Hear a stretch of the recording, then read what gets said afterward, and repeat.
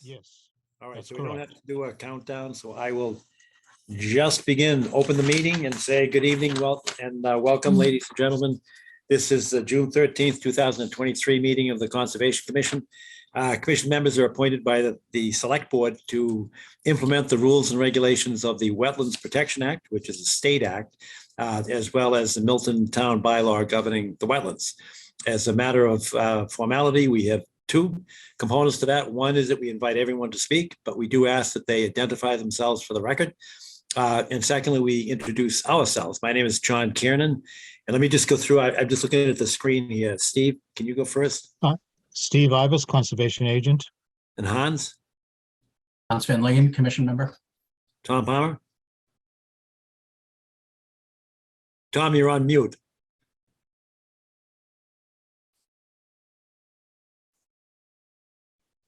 Still on mute, Tom. There you go. Commission Member Tom Palmer.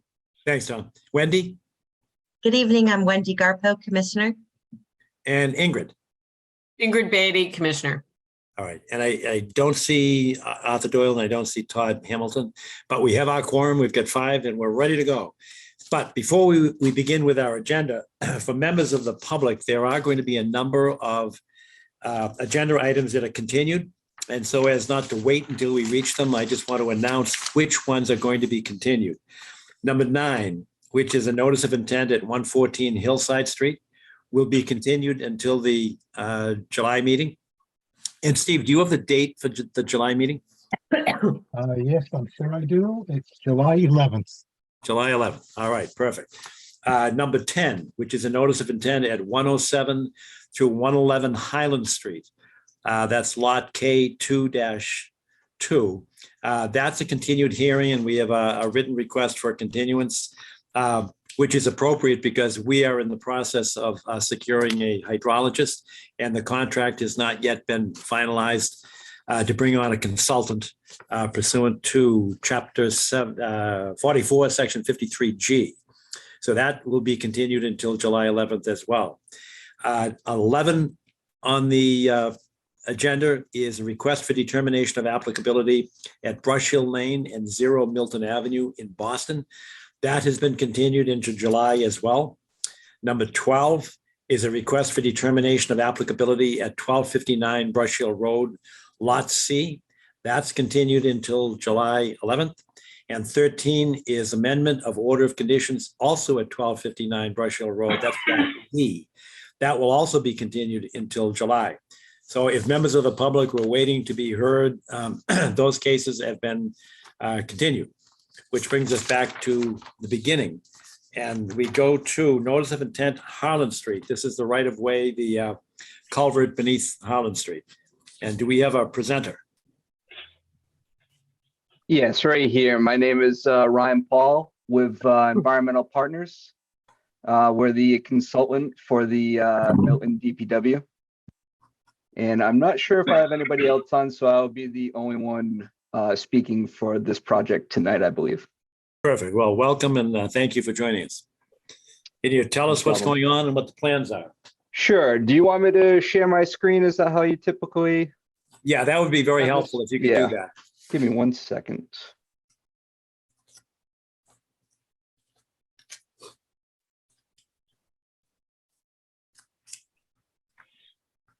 So all day, his phone wasn't charging. I don't know.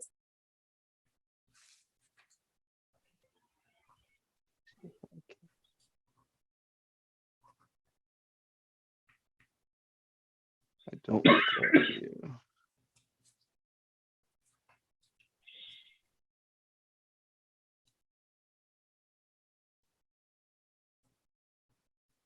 There we go. Can you see this map? Yes, we can. Yes. Great. Thanks, Okay. Fred. So yeah, just to give you a quick overview, the town is proposing to replace a small culvert on Harlan Street. The culvert is it varies. It's a fieldstone culvert. Been there probably since the 60s or 70s. It's located pretty close to the intersection of Unquity and Harlan. This area is pretty close to where there's a levee slash dam system. Pretty close on the northern side. You have a dam kind of a levee system right up here. This area receives a lot of flooding. The culvert's in pretty poor condition. It's an old fieldstone culvert. We're seeing a lot of signs of degradation, including sinkholes on the side of the road. There's no mortar or anything holding up this fieldstone structure, and a lot of debris gets clogged in the structure itself. So the town would like to replace this from a safety perspective in an in-kind approach, while it's also looking at a separate project to look at the flooding issues that also occur on Harlan Street. If you're familiar with this area takes a lot of water. It's a very low-lying area, and this street floods regularly. That is going to take a much larger project. We've done some H&H modeling for that project, and this will not solve that. This will just solve this from a road safety point of view and keep the water moving. Ryan, is the safety that you're referring to the potential collapse of the roadway? Exactly. Yes. Yes. All right. Well, can I ask a question though? Because Sure. if you're addressing the safety issue now and sort of deferring somewhat the flood control aspect of it, wouldn't it make sense to put in a new culvert that is, big enough, for instance, to respond to the flooding issues? Yeah, to answer that question, we've done the modeling and came up with a couple alternatives separately from this. That's going to require there's no real good answer to solve the roadway flooding. It's going to potentially require the raising of the roadway as a final solution to stop flooding to even just past a 2-year storm. It's the roadway is just so low.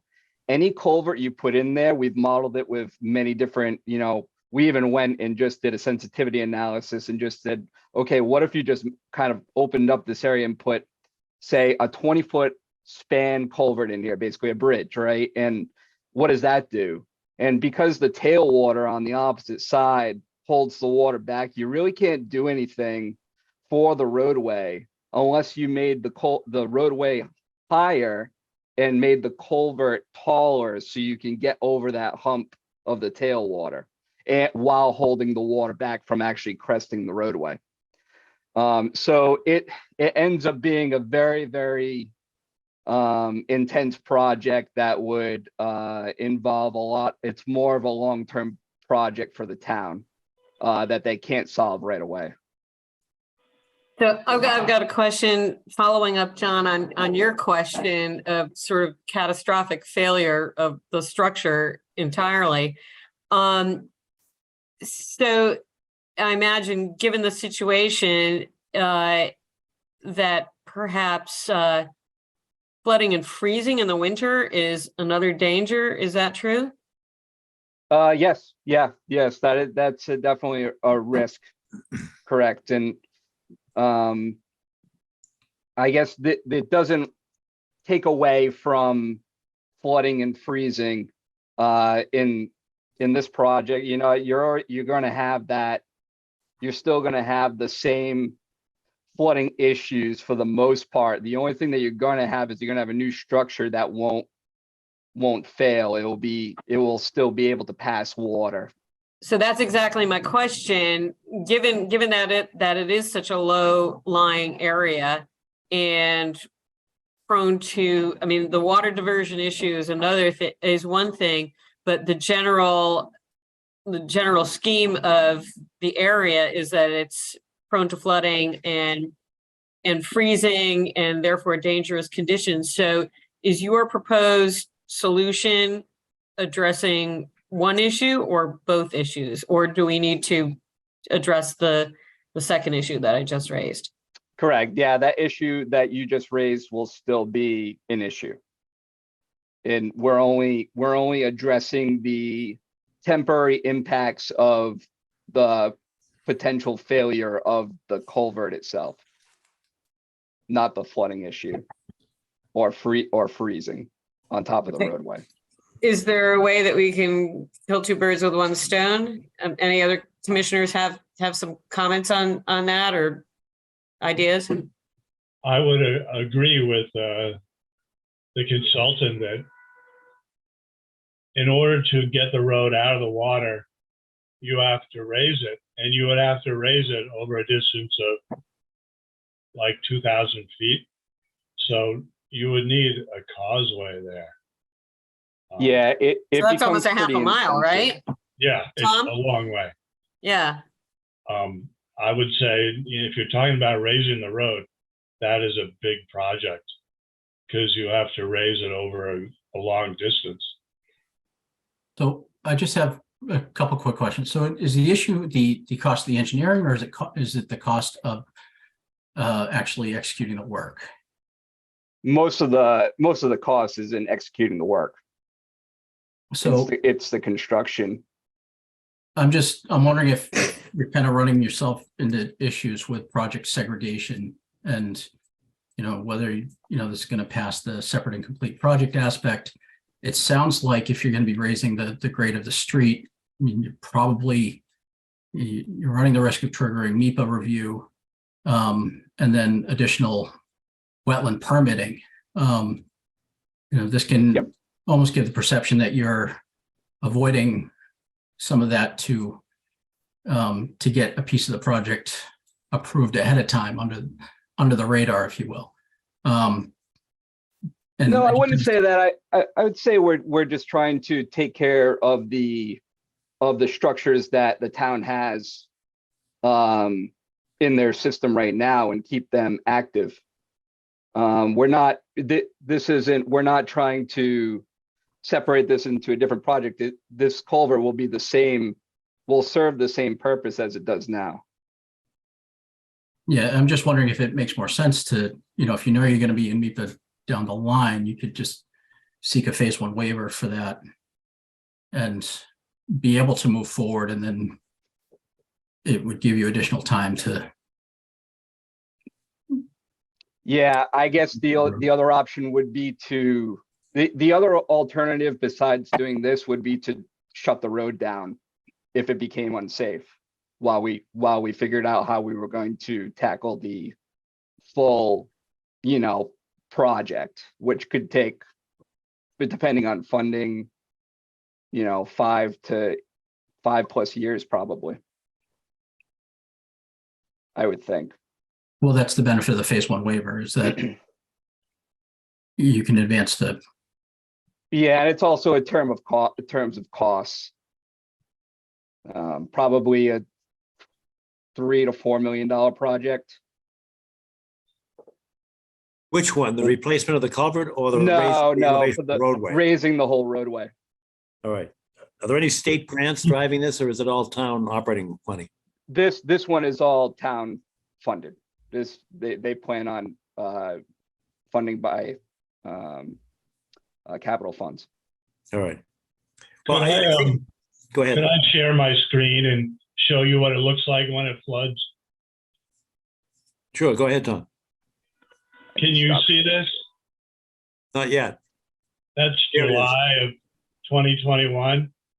Do you see the guardrails Yeah, that are down below that are rust color? That's where the culvert is. Where you see that's not where it's flooding. It's flooding beyond the culvert. And do you see where it's rippled on the right side or the downstream side? yes. That's where it's going off the edge of the road. And that is where I've seen all the repairs done. That's the part that's always being repaired because it plucks away the pavement there. So I guess I don't understand why the part where the culvert is considered likely to fail when that's not the place where repairs have been done recently. Where's the culvert in your picture, Tom? You see the sections of guardrail that are closer to us than the puddle, Yes, one on either side. yes. those are at the actual culvert. And the culvert, interestingly, do you know what a clapper span is? I guess Mr. Paul does. That's a type of bridge where you take big stones and you just lay them across the top of some supports. And that is the old school way to do it. And that's the way it was done there. And it was done at Adams Street too, where it goes back pre-1800s. So I would wonder how old those stones are that are in some of Mr. Paul's pictures. I don't mean to complicate the project. It's surprising to me that this is considered likely to fail because I don't really get which way it will fail. It won't be washed away, I would think, because the water just goes over the top, as you can see. Yeah, Tom, the issue with the culvert itself is that we're seeing right around those guardrails, we're Yes. seeing sinkholes around there too. I know what you're saying about the edges of the roadway are failing Yeah. to other places. The road is not in great condition overall. It's probably needs a better sub base overall, and it is sinking, and plus the water coming over the top complicates things even further. And you're right, the culvert isn't exactly at the low point of the roadway, Yeah, but that's where it was put. There's right next to the guardrails, there are patches there, and also right next to the guardrails in the grass areas, you can see sinkholes as well around those areas that they've patched or are visible to some extent. yeah. And Materials being lost around. yeah, and stones. right. And in my experience, when you start to you see the sinkholes because you start to lose fine through the voids in the culvert, especially with these fieldstone culverts. So when you get this flood water, when you get it even worse than this, and it's inundating the culvert as well. It just saturates the ground. And I've seen a culvert, we worked on an emergency situation in Kingston where we lost half the road due to just a failing culvert just from voids.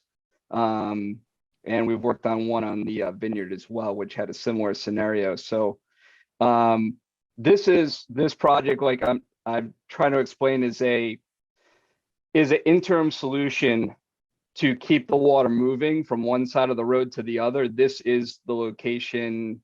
This is the only culvert that is really carrying water.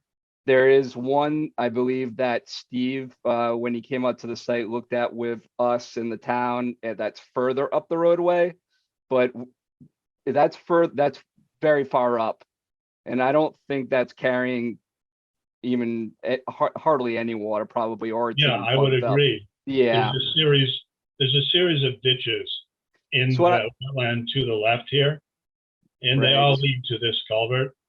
None of them lead to that other one. Right.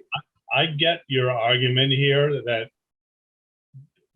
but could you tell me whether the existing culvert is in fact a clapper span? Is it a series of those big pieces of Quincy granite? It seems like it. It seems like something like that on the top. It's tough to tell exactly. It's always full on the bottom. It seems like it has some type of granite beam type structure on the top of it. Could you bring up the picture you had in your submission of the Sure. culvert? You had a couple. I did, yes. Let me see if I can get this back up.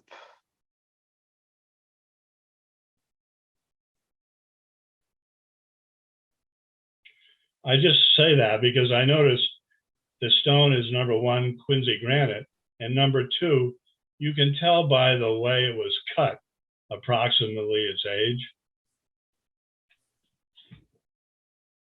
All right. Oh, can you see this screen or is Yeah. it just my, It's your desktop, but we don't see the photo yet. sorry, give me 1 second.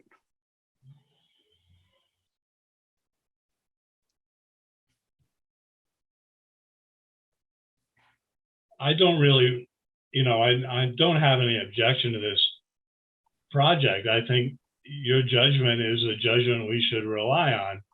But I do think that the bridge that exists there might be a lot older than the 60s or 70s. It very well could be, yeah, Yeah, you're and right. I wonder what the usable life of a stone bridge is compared to the concrete arch you're contemplating.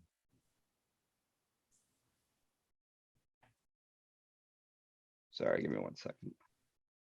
I'm going around with this stuff. They were very good photos, I thought. Right here. Is this one you're talking about? Yeah. Yes.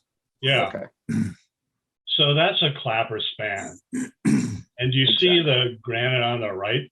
See that sharp edge? That's machine cut granite. If you go look at the granite under Adams Street, it's cut by hand. So this is more recent than that.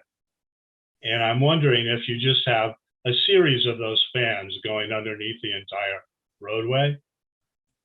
And if that's the case, and you're going to simply lift those off, I would say, take them back to the DPW yard, because they're worth something. Oh, sure. Yeah. Yeah. Yes, we can definitely do that. Yeah. And speaking of mortar, you see the photo on the left. You see a concrete block that was, I guess, added later. Yeah. And that actually has mortar above and below it. So it looks like some repairs were done in the age of concrete, so to speak. As you look at the various ways those stones are cut, I think you can tell they're of different ages. All I'm saying is that culvert has been there a long, long time. And yeah, it has needed work, but right now we're replacing it with a different culvert, right? Because we think the concrete will be better for various reasons. Correct. All right, well, I get it. That's my question. Okay, I think most of the questions, Ryan, have been, suggesting that this should be coordinated with other projects. And I think you've acknowledged that, but this is a short-term solution that you and the DPW have suggested. This needs to be done now for safety purposes. So that makes sense to me.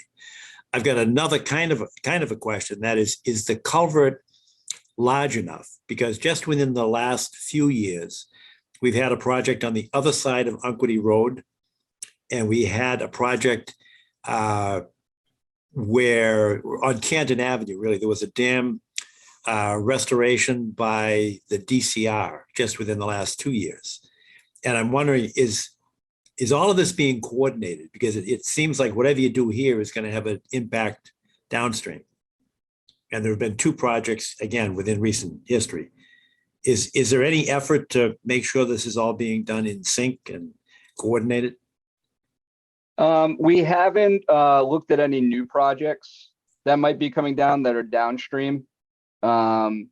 We basically sized this culvert as, like I said, as an interim solution with a very similar size as what's in there now, with the option later on to construct new structures if the town decides they want to try and go forward with the solving the flooding issues on Harlan Street. So the hydraulics should be very, very similar as to what they are today. It's just replacing it with a concrete culvert with similar inverts, a similar size. The only difference is going to be that it's going to have stream bed material in the bottom of it, and have new head walls and be structurally sound. All right, understood. With one additional question, and that is, when we looked at the photo with the big puddle in it that Tom showed, it does show an elevation change along Unquity Road. Is it possible to, it may be just moving that puddle, but is it possible to increase the elevation above the culvert and just make sure the puddle stays away from where it seems to be deteriorating the sides of the culvert? I think, well, the project just over the culvert and to the sides of the culvert, they'll be restored with some new pavement and some new sub base. But that's only within, see if I can grab the, At the same elevation. yeah, it's pretty much being just restored at the same elevation for now. So we're not changing or improving any grades or trying to solve the roadway elevation issues. No, I understand that. I just Yeah, meant yeah. right where the bridge, support structures are, just, instead of 2,000 feet, I'm talking about, 25 feet. Exactly. Yeah, we are, by putting in a new head wall and bringing some of this some new paving in, restoring some of the shoulder of the roadway here. We're kind of trying to just stabilize the shoulder of the roadway just off the road in the general vicinity of the culvert. But if you can see here, we're bringing our extensive pavement a little further down. Just we know we're going to disturb a lot of this roadway just from machinery, so we want to make sure we repave some of this area. So we will be repaving this and recompacting some of this area. And I think if I zoom in right about here, this is where you're kind of seeing your flooding, right? Here's your 49 contour. So this is kind of like you're closer to your low point, somewhere around here. Right. I was just asking whether or not working within that relatively short area, that short distance, can you move the puddle that we saw in the photo away from the culvert and therefore decrease the opportunity for the flooding to cause deterioration on the sidewalls? Oh, yeah. Yeah. Well, I think we can try and move some of the water off by giving the road a little bit of a crown in this area. Right. That's what I meant. Yeah. Yeah. So, I mean, the water wouldn't be, the problem with the picture you're seeing from Tom was that the water just crests the road, and it does dissipate, but it just takes a while for it to dissipate. It's just a gigantic area with a lot of water coming down from the lowland between the golf course and the roadway. So that water does dissipate over time, but it takes a little while for it. It doesn't just pond there. It does kind of get off the roadway after a while. But we will be putting a slight crown in the roadway, so it won't stay on the roadway. Good. That's perfect. Okay. Do you see this other picture? What other picture? I guess I don't have the right one showing. This is in March of 2010 when the whole 2,000 feet was underwater. We don't see anything, Tom. I guess I'm not. I can stop sharing. Share. Yeah, let me stop sharing. There you are. Okay. There you go. Yeah. Oh, look at that. Yeah. That's when it is all underwater. And who remembers what model that is? That's, yeah. Isn't that a Taurus? I don't know. Ford Taurus. Yeah, that was March 15th, 2010. And that was after 9 inches of rain and 2 days at Blue Hill. Oh, that's a lot of water. Yeah. That's So that's why we need a causeway.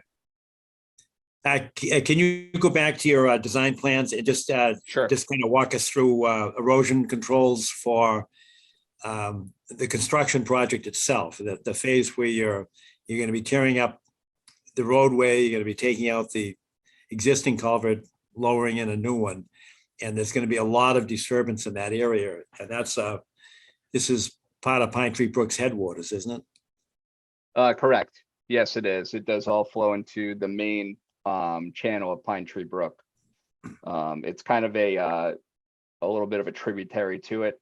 It doesn't really have a flow path once you get on the upstream area is actually the bottom of the sheet, and it flows to the top of the sheet towards Pine Tree Brook. And we're calling this almost part of Pine Tree Brook, but it's almost like a separate branch of it. So as far as erosion controls go, we're placing filter sock around the edges on both sides of the roadway. The filter sock goes approximately, I would say, we're at 1 to 10 here, so maybe 40 feet on each side of the roadway. And then we have cofferdams on both sides of the roadway for our dewatering and to keep anything in as well. So that's another aspect of our controls. And that would be done by a cofferdam. That would be a sandbag wrapped in poly sheeting type cofferdam. It's fairly shallow over there, especially on the upstream side. So it's easy to get in there. It's a little bit deeper on the downstream side. So that should work pretty well.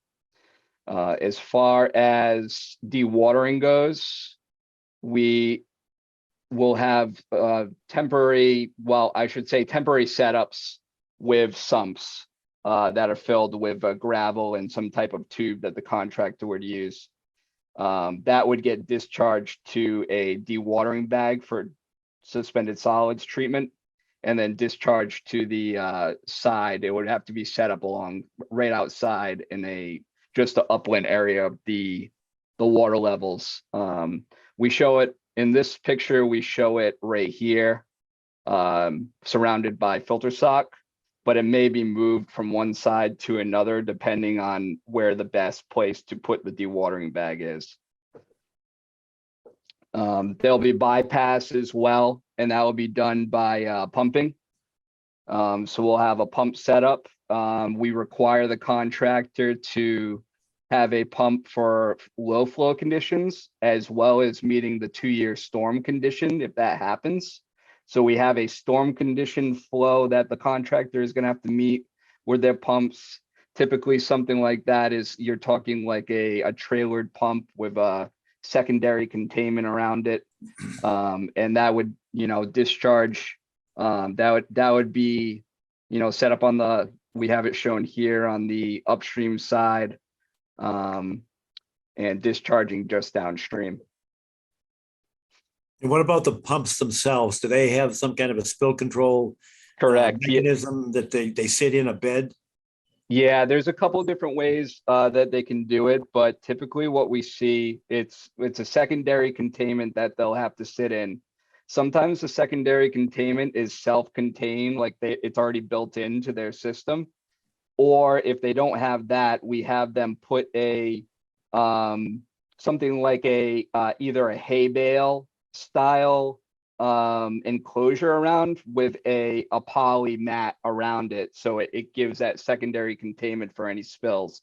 And the pumps would all sit in there, so when they fuel or anything, any spills would go into that plastic, and the oil spills would go into that plastic for secondary containment.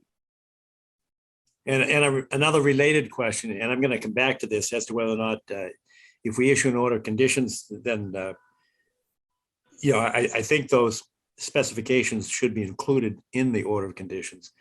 But a related one would be the equipment. Do you have a staging area for this? Because you're going to be using some pretty heavy machinery, and this is an area, there's water everywhere. Yeah, on both sides of the road, and we just don't want you staging your equipment there. Can you use the skating rink parking area or something? And that's close too, by the way, to the wetlands, but it's not this close. yeah, we I think we had a comment from Steve on that. We wouldn't be able to store any equipment on the site. There is an upland area. I know it's tough to see on this screen, but I'm just going back to it, up where the levee system is, closer to the top of the hill. There's a little clearing here that they might be able to fit some equipment in. Obviously, they couldn't fit everything in, but the contractor is going to have to find another spot that's away from this area to store their materials. And we think they could keep their excavator and some other smaller machinery, but I think they could get an excavator up in here, which is out of that wet area. It's not a lot of room, but I think there's enough that we could just squeeze it in. Tom, do you think that, I know you know this area pretty well. Do you think that's outside of our 100-foot jurisdiction line? Or, what's that? It might be, it's on the edge, but it is up, it's high and dry. It's part of the dam itself. It's the filled north end of the dam.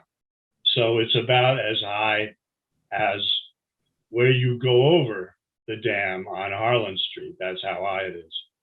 So yeah, I would say it might not be 100 feet, but it's separated vertically.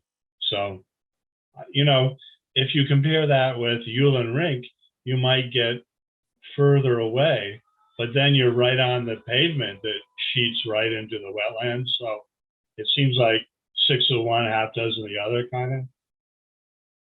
I thought we asked DCR back when it was still DCR's parking lot. I think was it transferred to the town? But I thought we had asked them years ago to put a berm on the back side of that parking lot at Yulin Rink to prevent that sheet flow into the wetlands. You know, I think it's there, but it's incomplete. It actually ends at the corner or something. So, yeah, I think that needs work. Yeah, that's a tough question. I don't have an answer for that.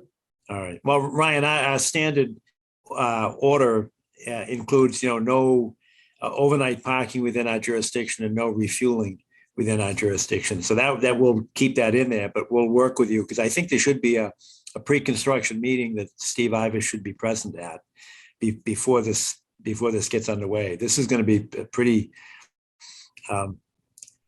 it's going to have an impact on the wetlands. I think it's a good idea, but Yeah. I think we have to be very careful in terms of erosion controls. Agreed, definitely. John, I have an additional question. How are you managing or monitoring turbidity during construction? Do you anticipate having a plan to see that? I mean, you don't trigger a NIPD's permit. No, The area, but I mean, you're still moving a good amount of water. yeah, if the commission would like us to monitor turbidity, we can do that through the turbidity bag. We can take grab samples right off the top of the bag. The dewatering bag, it basically goes in every direction and then a sheet flows off. And you could take a grab sample right from the outside of that bag. We can do that daily if you would like. That's not a problem. That's for dewatering. For bypass, that's a little tougher. You could still do it. For bypass, it's just a lot tougher because you gotta get in there and the discharge point will be in the middle of the stream for the most part. But we could make it work if you would like us to sample both. I mean, it's not. Well, for bypass, I mean, as long as your conditions are stable, I don't think you need continued monitoring. Right. Yeah, I agree. Some like it, some definitely for dewatering, we can definitely do it because that would be kind of a new setup every time they're not going to dig up the whole area at one time. They're going to do it in pieces. So they're going to have to move their dewatering system as they move. So, we could either monitor until the water gets clean, or we could do continuous monitoring every day. It doesn't matter to us. It's an easy thing to do. You just have a kit on hand and you check it and make sure that it's clean. And if it's not, you have to stop what you're doing and figure it out. Usually those dewatering bags do a pretty good job, and it's just a matter of just changing out the dewatering bag.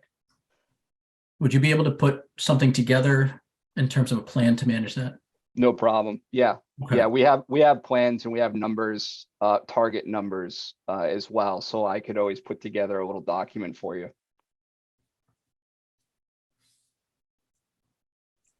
What would you call that? I'm just writing down conditions, Hans. What would you call that? Either turbidity monitoring or dewatering plan. Okay, I've got both of those already. Okay. Just want to make sure it's clear to the contractor what the expectations are when they're executing. Will this be a culvert that will be dropped into place, a precast item? Yes, it would be precast. And the head walls and wing walls will also be precast. No mixing concrete. No mixing concrete on site. No. Steve, I see a message in the chat. Sounds like people might be waiting. Additional people might be waiting to get into the meeting. I don't know if that's something that you control. Thank you very much. Okay, any other questions from commissioners in terms of terms and conditions of an order of conditions? Are there abutters or members of the public that would like to ask a question or make a comment? I can't see anybody, so can you take your culvert profile down off of the screen shares, because that way we can see more people if there are hands raised. Just Definitely. one I other don't- quick question. What's the Yeah. anticipated time frame for the execution? Yeah, I think we're going to miss the construction season for this, so it's probably going to be bid in the winter time frame and then be constructed as we get towards the summer of next year. And I guess this is a question for other commissioners, should we try to ensure that this occurs during low flow periods so that we're not, Oh, for sure. Absolutely. and I know that that doesn't quite jive with what you just said, so. Is that, Yeah, Well- no, that's about right. Yeah, we were gonna bid in the winter, get all our materials set up, make sure the contractor schedule, everything's ready to go for summer season construction.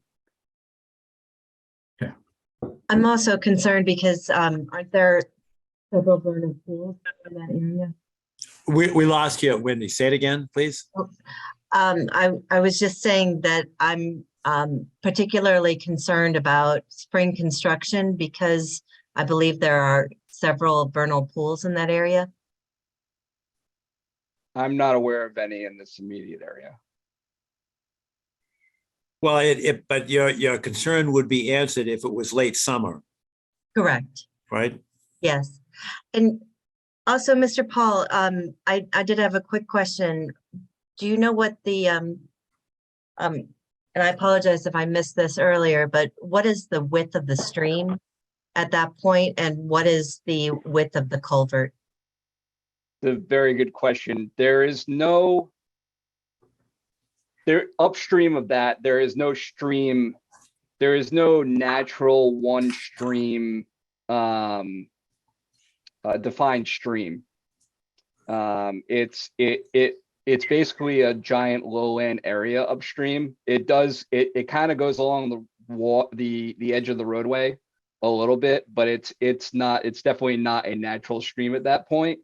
And then once you get downstream, it's basically just a big, almost ponded area until you get to the levee. And the levee allows the water to get through. After you get through the levee, you're talking about you're in the mainstream itself, and that is a lot larger than our smaller branch.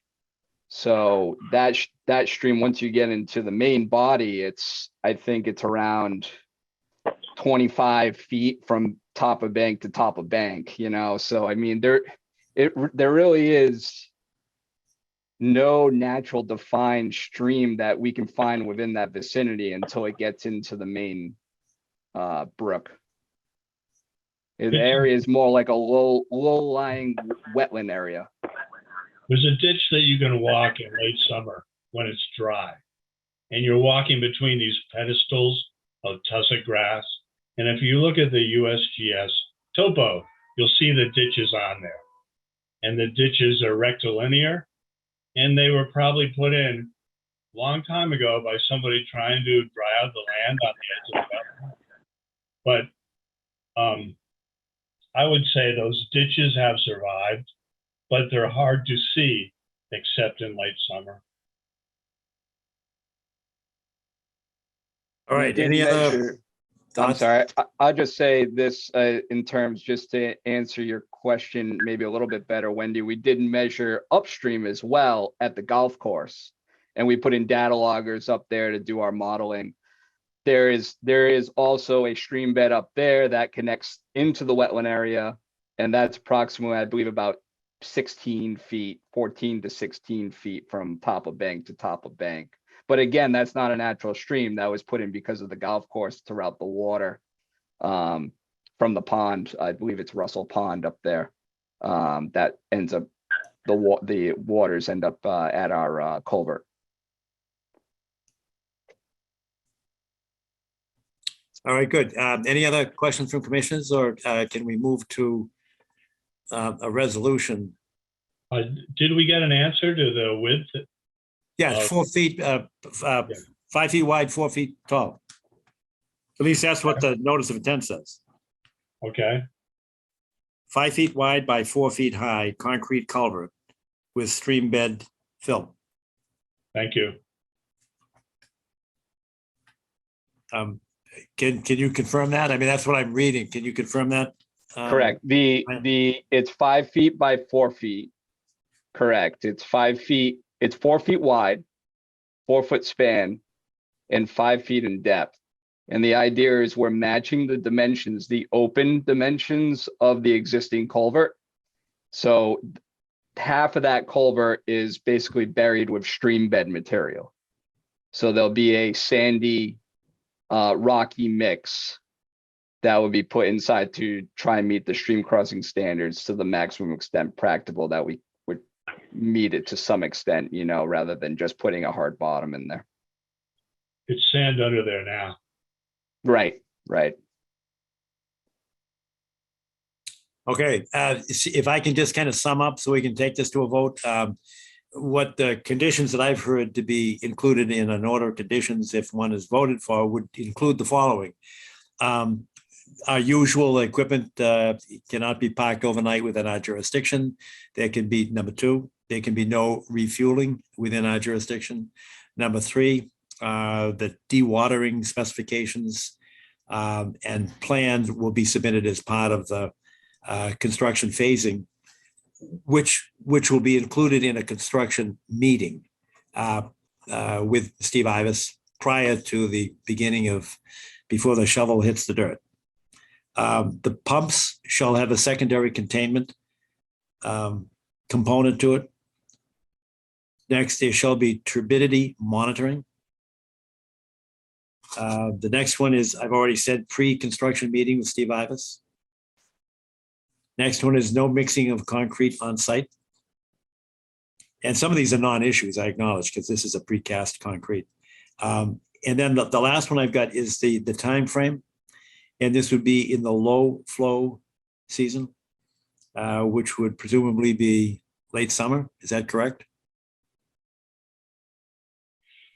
Yep, that's what I would say. Yeah, it would be July or August timeframe.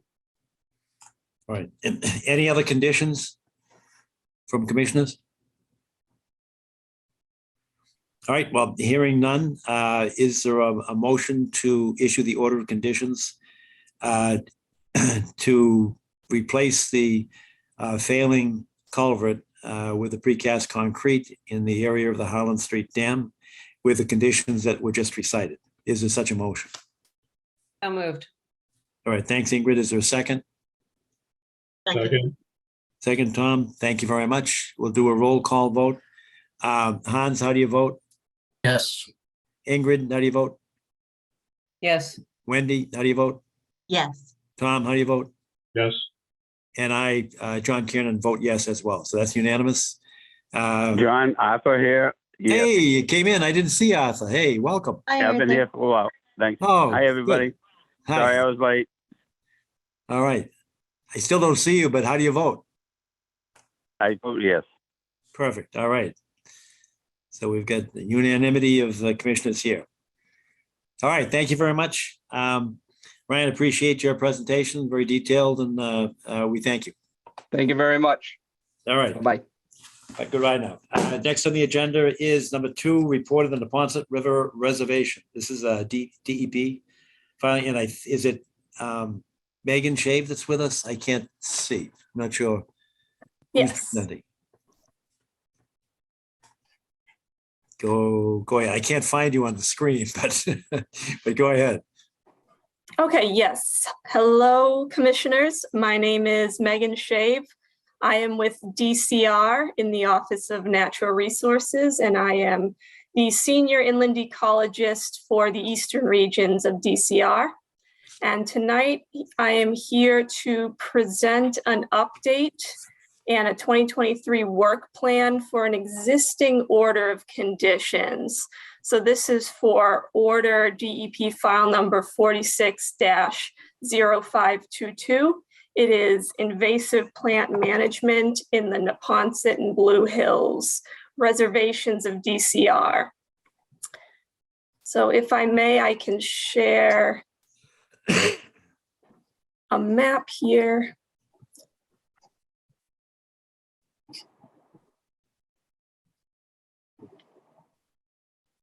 Okay, so just to give a brief background, this project was initiated in 2017 by the Natural Heritage and Endangered Species Program out of Mass Wildlife. In particular, they were concerned about invasive plant encroachment into the habitat of an endangered plant within foul meadow of the Neponset River Reservation. And so this order of conditions covered two phases. Phase one was focused primarily on invasive management within foul meadow along a certain section of the Burma Road Trail, particularly to manage mile-a-minute vine and other invasives that were encroaching directly on the rare plant habitat.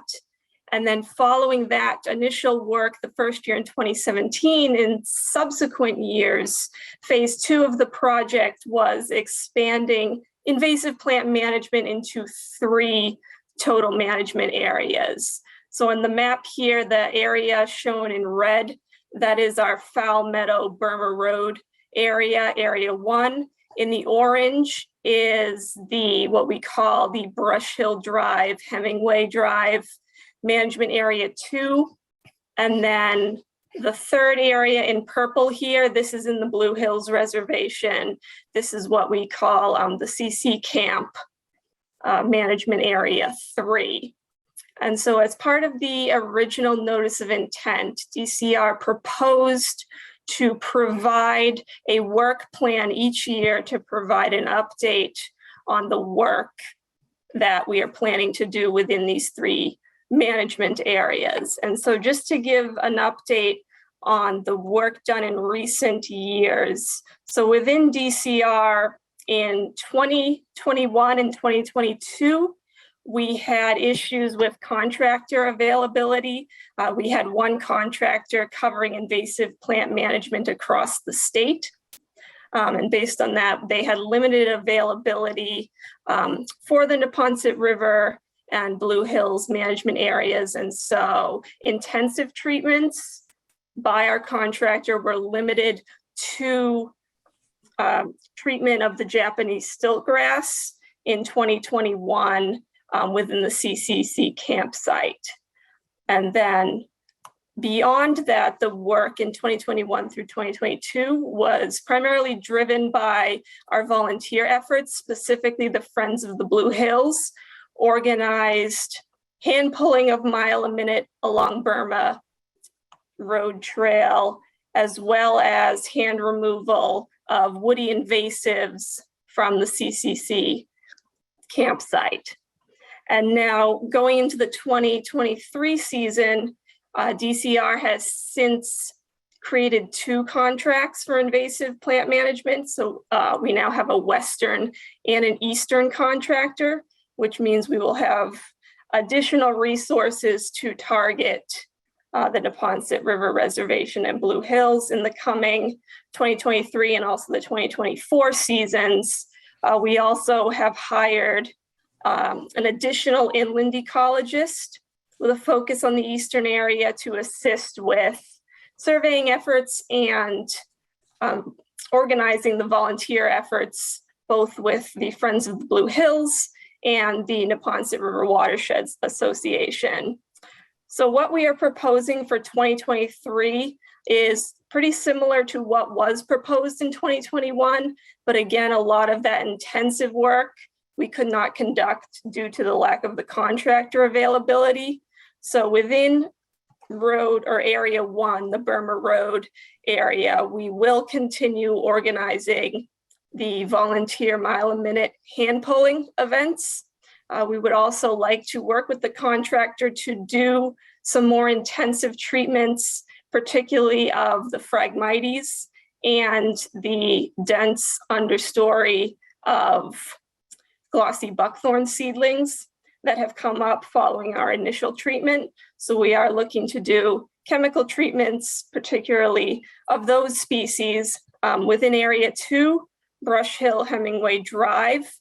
We would like to continue focusing intensive treatments, particularly on the mat and climbing bittersweet. So the dense populations of bittersweet growing along those areas, as well as we've observed there are a few larger woody invasives, for example, euonymus or the burning bush, that did not receive cut stump treatment in previous years. We would like to follow up with the cut stump treatment along Hemingway Drive for those large woody invasives. And then finally, for the CCC campsite, we intend that the volunteer hand pulling efforts will continue, but as needed, we would like to work with our contractor for the intensive chemical management of the Japanese stilt grass as needed. And so based on that, that is our proposal for 2023. Our other inland ecologists will be working with our contractor over this next year to follow up on our survey efforts to document the current populations, particularly of the mile a minute, because that is a focus of our work, so that our intention is to pursue an extension of this order of conditions, so that following this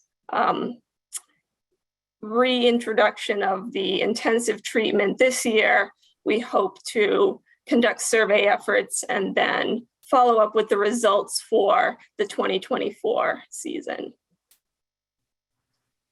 Yeah, so two quick questions. For what period of time are you looking for an extension? Is it 1 year, 2 years? What are you looking for?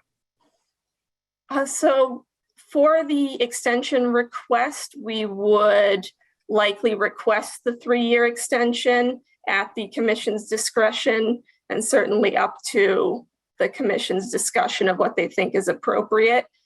We expect that this will continue to be an ongoing process in terms of continuing to work within the 3 management areas. Under the order of conditions, we are allowed 3 management areas, and we would like to continue working on them.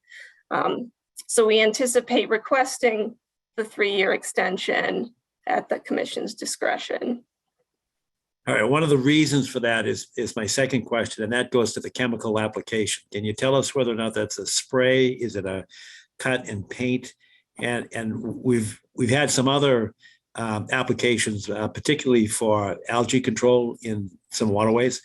And I know there has been some changes in terms of what are acceptable chemicals and what are no longer acceptable chemicals. That's one of the problems with the 3-year extension, because if EPA changes or DEP changes in terms of what is approved as a chemical, we need to stay abreast of that. So can you start with what are the chemicals and how do you apply them? Yes. So what I can do is our current contractor, so we have a new contractor, SWCA is now the contractor for the eastern work.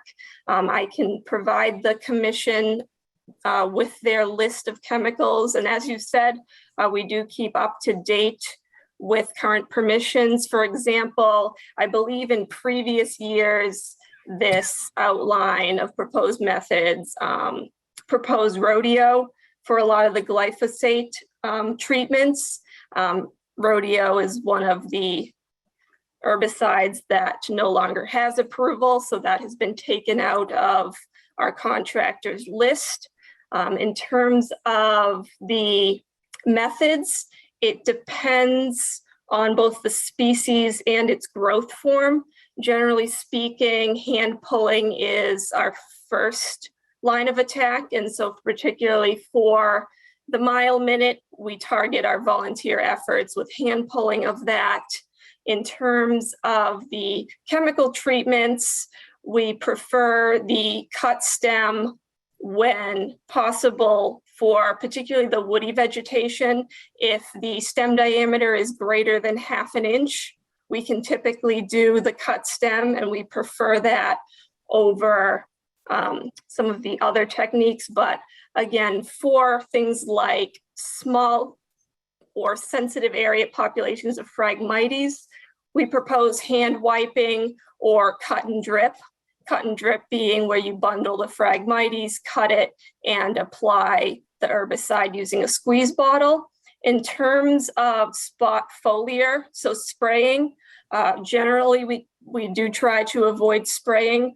We only ever propose it in high density or extensive populations of Phragmites, in mat bittersweet, so low growing, dense bittersweet, the Japanese stilt grass, and then what we would call dense or monoculture woody seedlings. So for example, those buckthorn seedlings, there's one section along Burma Road that that seedling level layer is over 75% glossy buckthorn seedlings that are too small for cut stem.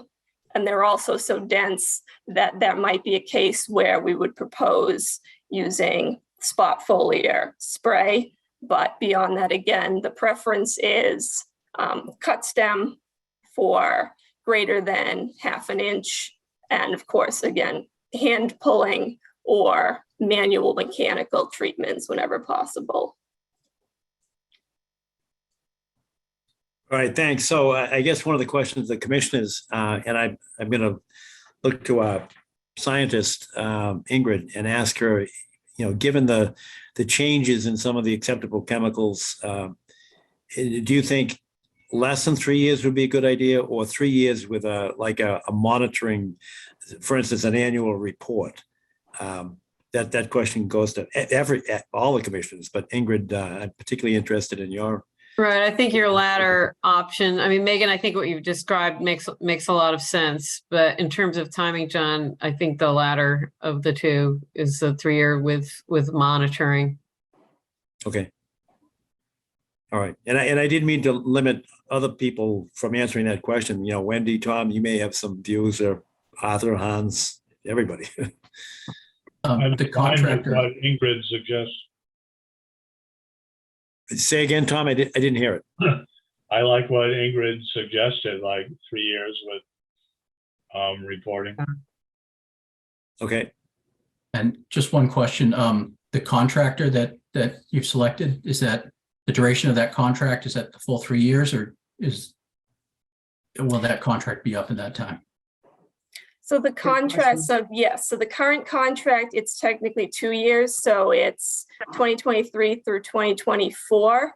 We anticipate it will be renewed. The 2-year is kind of based on how the funding and contracts work within DCR. The same way that when it was statewide, it was up every 2 years, and we had a contractor carrying that statewide permit for several cycles until we decided to split in order to, again, get more coverage. So this SWCA is now the contractor covering this Eastern contract for 2 years. And then after the 2 years are up, we will have to go out to bid again. But we anticipate that we will have a contractor bid again for 2025 and onwards.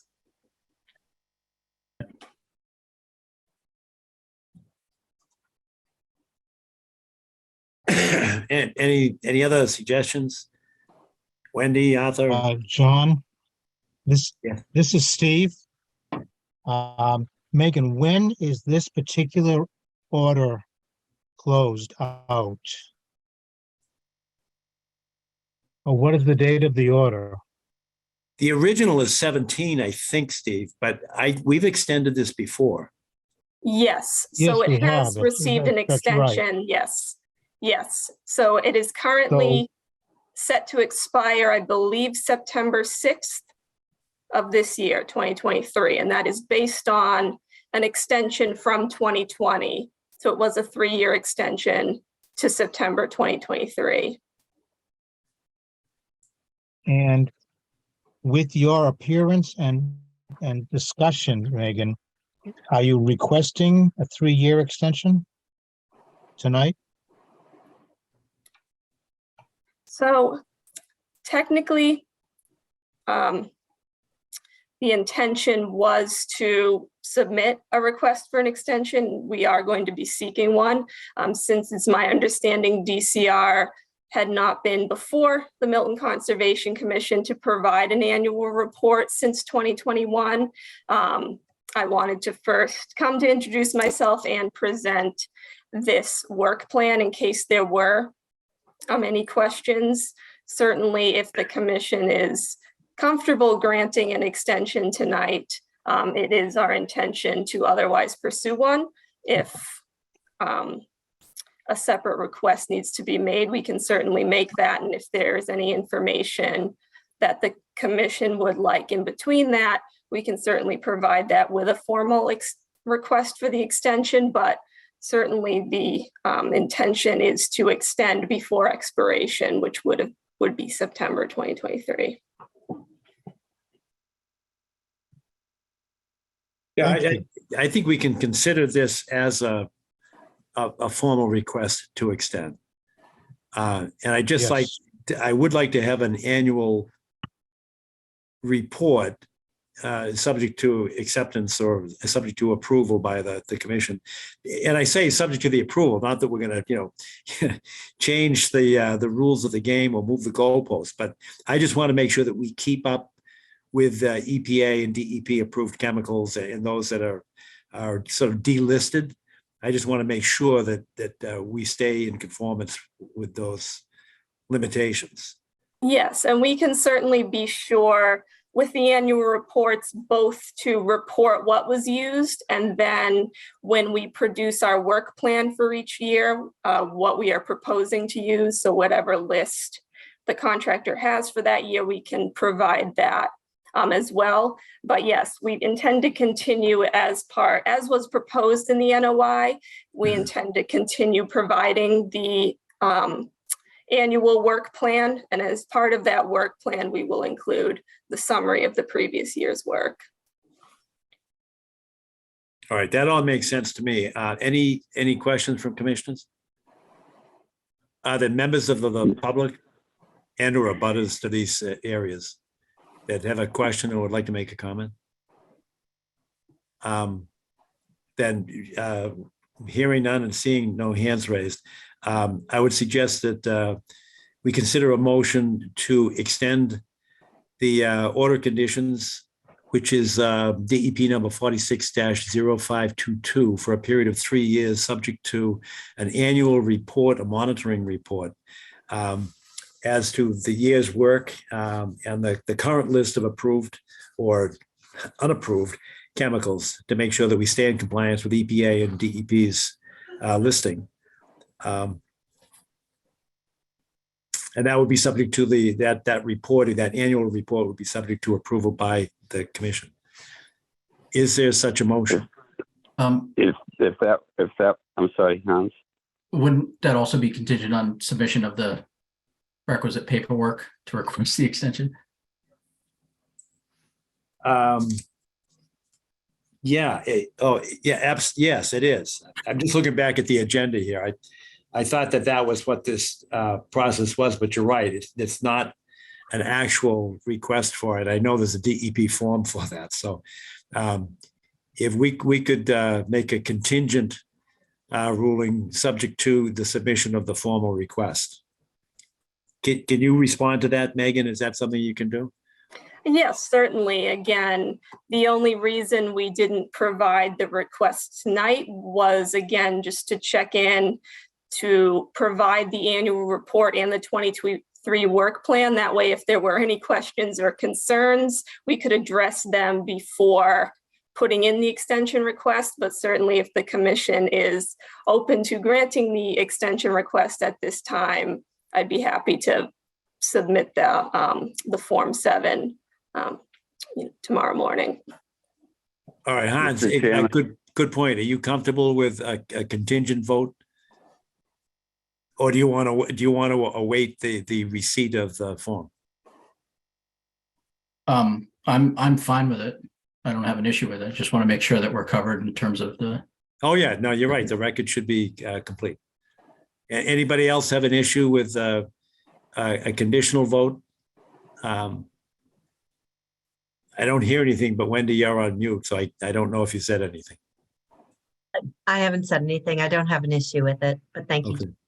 Ingrid, Arthur, No, Mr. Chairman, I believe you entered it as a motion when you introduced it, so I would recognize that with the amendment following Hans's suggestion and second the motion as amended. all right, thank you. Any discussion? Do a roll call vote. Hans, how do you vote? I vote yes. Ingrid, Aye. Wendy, Yes, Tom, Yes, Arthur? Yes. And I, John Kiernan, vote yes as well. So that's unanimous. Megan, thank you very much. We appreciate it. We look forward to receiving your official and formal request. All right, thank you, commissioners. Good night. All right, good night. Thank you very much. Next on the agenda is number 3, which is 37 Trout Brook Avenue. Do we have a presenter? We do. Thank you, members of the commission. Brad Holmes with ECR on behalf of Rita Aguilar for her property at 37 Trout Brook Avenue. Into the project with you.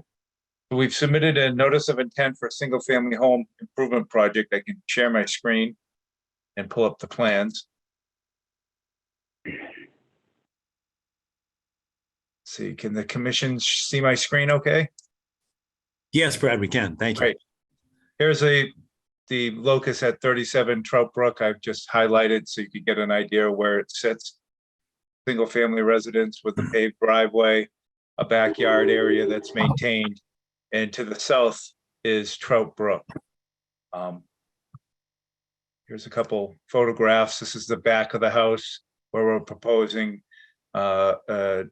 addition to the single family residence and a deck extension. Let's see. This is the house. If you're standing at the or near the Trout Brook looking into the property. I've submitted a notice of intent for single family home improvements. This is the site plan that shows the layout of the existing house, the small house bump out, the location of Trout Brook with the 100 and 200 foot riverfront, which falls way into Trout Brook Avenue. There's also the buffer zone to the inland bank associated with Trout Brook. And just off property on the abutting lot, the corner, there's a small bordering vegetative wetland that I've delineated by mainly soils. The rest of the property is there isn't a bordering vegetative wetland, it's the bank of the stream. There's also an additional resource area on site, which is the bordering land subject to flooding, the FEMA A zone, which crosses through the site. I have some schematics that are a little bit easier to see. This is just a blow up of the existing layout of the house. There's the house footprint, that little bump out, and there's a deck off the back. That is that you see here. There's the bump out and deck. This is the proposed project that we're looking to do, is to put an addition which sits over that small bump out area and then extend a deck off that new addition. There's also a small front entranceway that's also proposed. This is located within the riverfront area. And due to the riverfront, we need to compensate for any new degraded area that we're proposing. So we've developed a mitigation plan at a 2-to-1 ratio, where we'd be proposing to remove existing lawn turf and revegetate with native shrubs and a native seed mix. And that accounts for the new increase in structure size and that new bump out. And I believe I even included somewhat of the the deck, even though the deck would be technically an exempt minor activity for work within the riverfront. Because we're in the FEMA A zone, and there's a small increase in the footprint of structure, we're proposing to use the mitigation area as compensatory flood storage area as well. So we'll excavate this area down approximately 6 inches or more, and then restore it with the native plantings. And that will provide the compensatory storage to offset the increase with the proposed addition. I have some other just reference plans. I'll leave that up for discussion. But in general, what we're looking to do is to add a small addition off the back of the house, replace the deck mainly, and add a front bump out. We're actually about 13 feet from the house with this proposed work, and the existing deck is about 17.5 feet out. So it's a slight reduction in the distance from structures to the Trout Brook. And again, we're compensating with the riverfront mitigation because we're riverfront redevelopments. We have to abide by that standard. Other than that, I think it's fairly simple, and I'll open up to any questions you may have. Brad, what's the 18 foot designation just beneath the pink addition? Sure, I'll pull up the plan. It's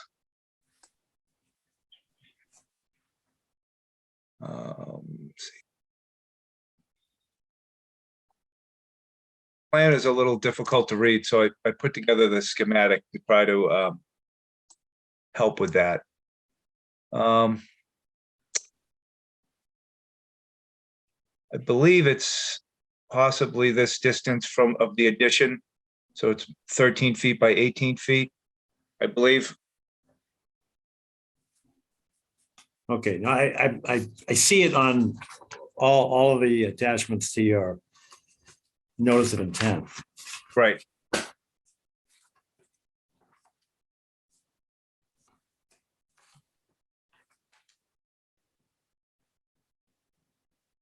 So what is there a change in the impervious? Yes. surface? Yes. So we'll have there's a small bump out in the front, which is minimal. And there's the new addition, which sits over a portion of the existing house. So I've calculated that area and times it by 2 to have the 540 square feet of mitigation. So 540 divided by 2 would be the new increase.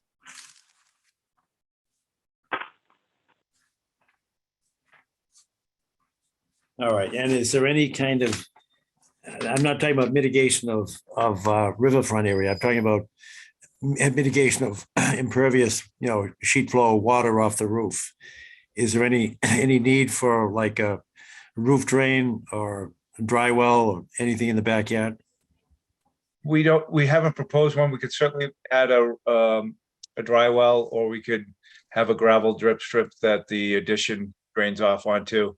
I don't think the front little bump out is going to be significant, but we can certainly add a roof water dry well to that addition, or some sort of a gravel drip strip. Just let it drip into a drip strip.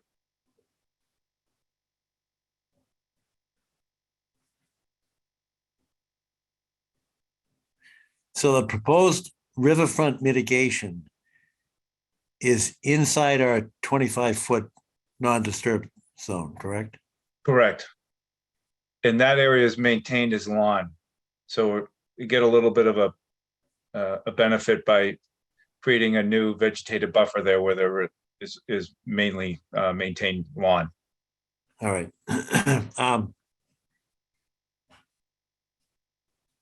All right, and that 25 feet, is that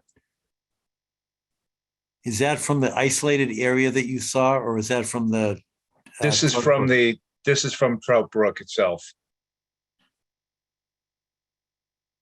The way the lot lines up, the house is at a little bit more of an angle. So when you're on the field, it almost looks like this small section of bordering vegetated wetland here that you would think would be, on site, which is why I've delineated it. But obviously it's off site, so we're keeping everything on locus. And the proposal would be to turf out that lawn area and revegetate that to mitigate the river. But the triangles that I'm looking at the bottom of your diagram here, Yes, that the red lines, is I mean, that? I'll pull up the plan. This is the existing conditions plan. This is the bordering vegetated wetland just off-site here.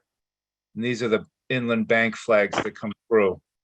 So the wetland, the vegetated wetland ends here and the inland bank continues. We put together the mitigation area right in this corner. All right, so the 25-foot is measured from where? I'm looking at the green lines and I'm trying to figure out how you get to the 25. Well, it's a blend of, on this plan, it's in this range. I'll say it's a very difficult plan to read. That's why I put together the schematics. But it's in that area. And mainly off-site as far as BVW.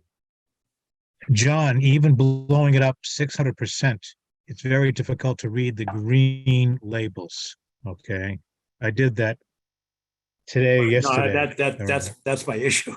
That's what I was saying. How about a Right. site walk? Does anybody think, I think a site walk would be appropriate here. Yes, Have you seen the lot, Steve? only from 9 Myers Lane, it's directly opposite 9 Myers. Do you remember going there? Oh, gosh, yes. Yeah. Several Didn't we have few an times. issue on that site with more structures in the floodplain? Yeah, that was the issue, structure in the floodplain for 9 Myers. Right. When you build in the floodplain, you're kind of asking for trouble, right? Isn't that like a basic principle? Yes. Was that a That's why question to Brad or to us? Well, I would like to see the site myself because I need some persuading before I will say, yes, you can build an inhabited place in a floodplain. All right, what does it look like for schedules? Can everybody look at their calendar? And today is the 13th, and what's next Saturday? 6/17? I'm not available this Saturday. So I'd ask if we could push it out. 24? I'm available. I'm available. How about commission members? I'm Tom, good, I think. you said yes? Yeah. Okay, I can't see other people, but Wendy, can you do the 24th? I'm available this Saturday, but I'm not available on the 24th, unfortunately. Okay. And Hans? I believe I am available on the 24th. Okay. Arthur? I can make the 24th, but not this Saturday. Okay, Ingrid? I can do either this Saturday or the 24th yeah. And I can do 1, 2, 3, 4, 5, 6. So there are 5 of us that can do the 24th. Only Wendy is not available. We've got 2 people that can't do the 17th. So what's the next? How many days in June? 30? July 1st? I mean, I know, is that the holiday weekend? Why don't we try to do it on the 24th? All right. Because we'll have 1, 2, 3, 4, 5. So we've got a quorum, and I'll call Todd, see if he can do it. Wendy, and I don't mean to exclude you. I'm just trying to, get it done. No offense taken. Can we do the 24th?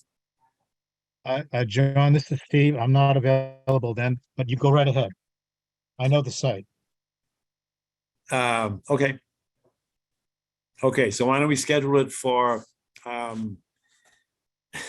Wendy, if you're not gonna be there, we can do it at 8 o'clock. How about 8? You want Do it at 8:30 or 6. 8 o'clock? What's that? I said, you should do it at 6 a.m. All right, Ingrid, what do you want? 8 or 8:30? 8 o'clock is fine. 8 o'clock on Saturday, the 24th of June. Acceptable to all? Brad, for the applicant? Yes. Good? Yes, I'll be All there. right, good. All right, and I didn't mean to cut anybody off because there may be other questions that we can handle right now from commission or butters and members of the public. Any questions from commissioners? Hearing none. Any butters or members of the public that want to make a comment or ask a question? Hearing none, we'll continue this until a site visit at 8 a.m. At the address on Saturday, the 24th. Perfect. Thank you very much. Thanks, Brad. Thank you. Next on the agenda, notice of intent 1365 Canton Avenue. Marion McKettrick, are you back with us or not? I know she's monitoring.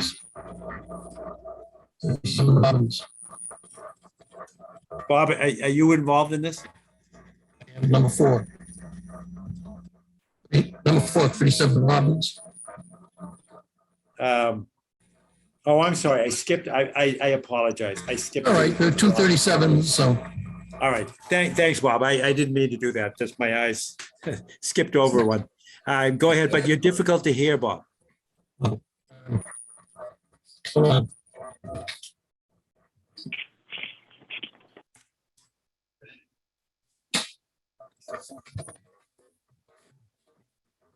Off the AC, is that better? That's better. Thanks, Bob. Okay. So my name is Robert Hannigan, engineer for the Barris family. 37 Robbins Street, actually, it's known as 33 Robbins, but the engineering department changed the number. We're here for a couple of reasons.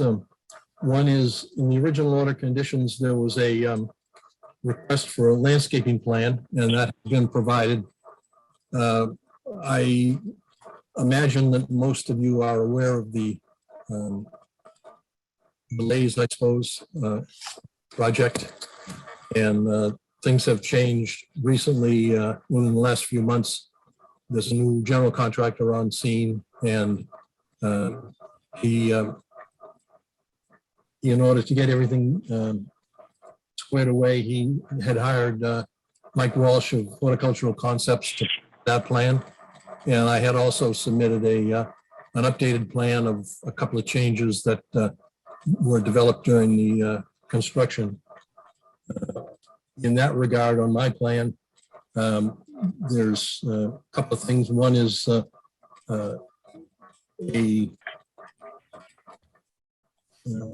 exit way and the steps on the left rear corner of the building from the basement. Another one is a proposed driveway extension from the originally proposed driveway, sort of an arc out to Robin Street, primarily because I'm not sure how often you've been there, but Robbins is pretty much a speedway, and I think that's more of a safety issue.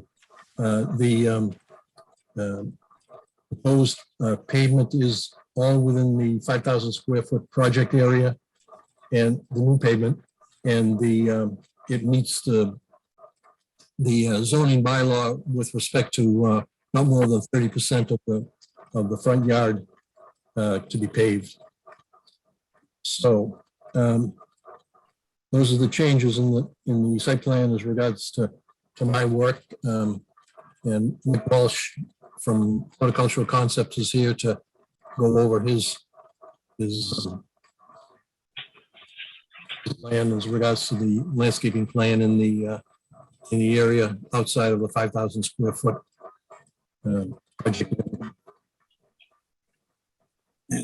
I remember that we revised the plan once before, I think. Several times, actually. Yeah, right.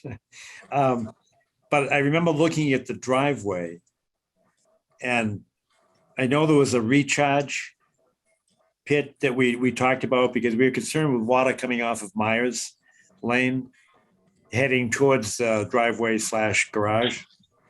So that I see the recharge pit there. Are you moving the driveway to keep it away from that pit?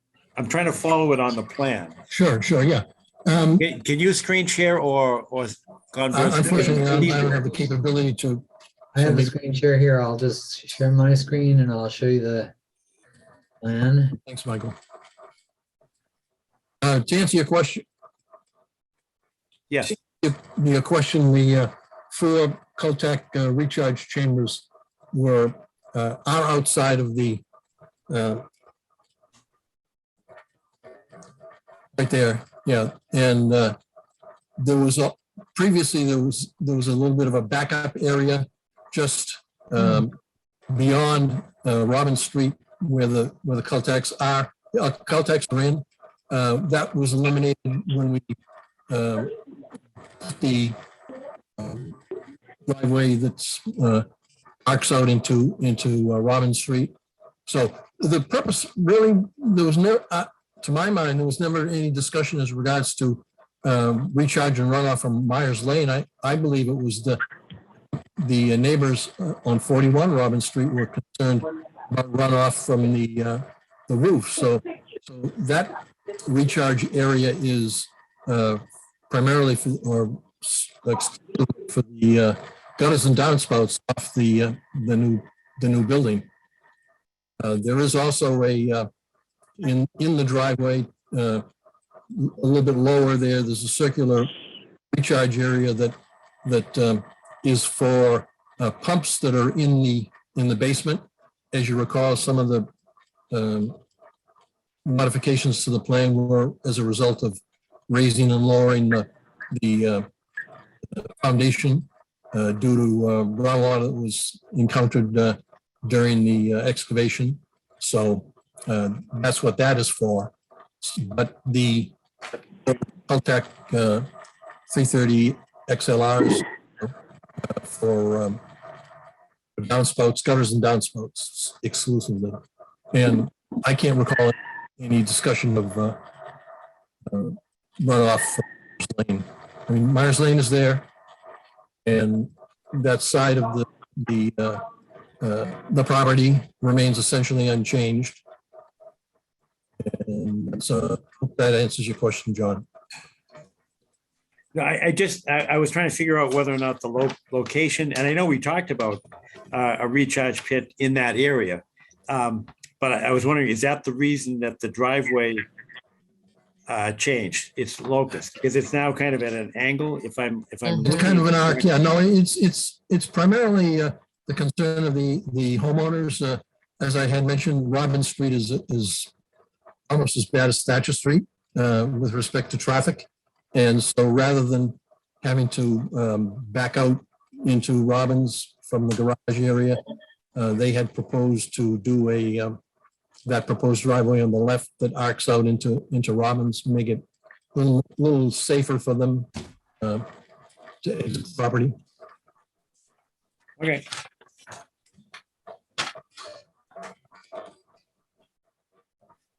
Questions from commissioners?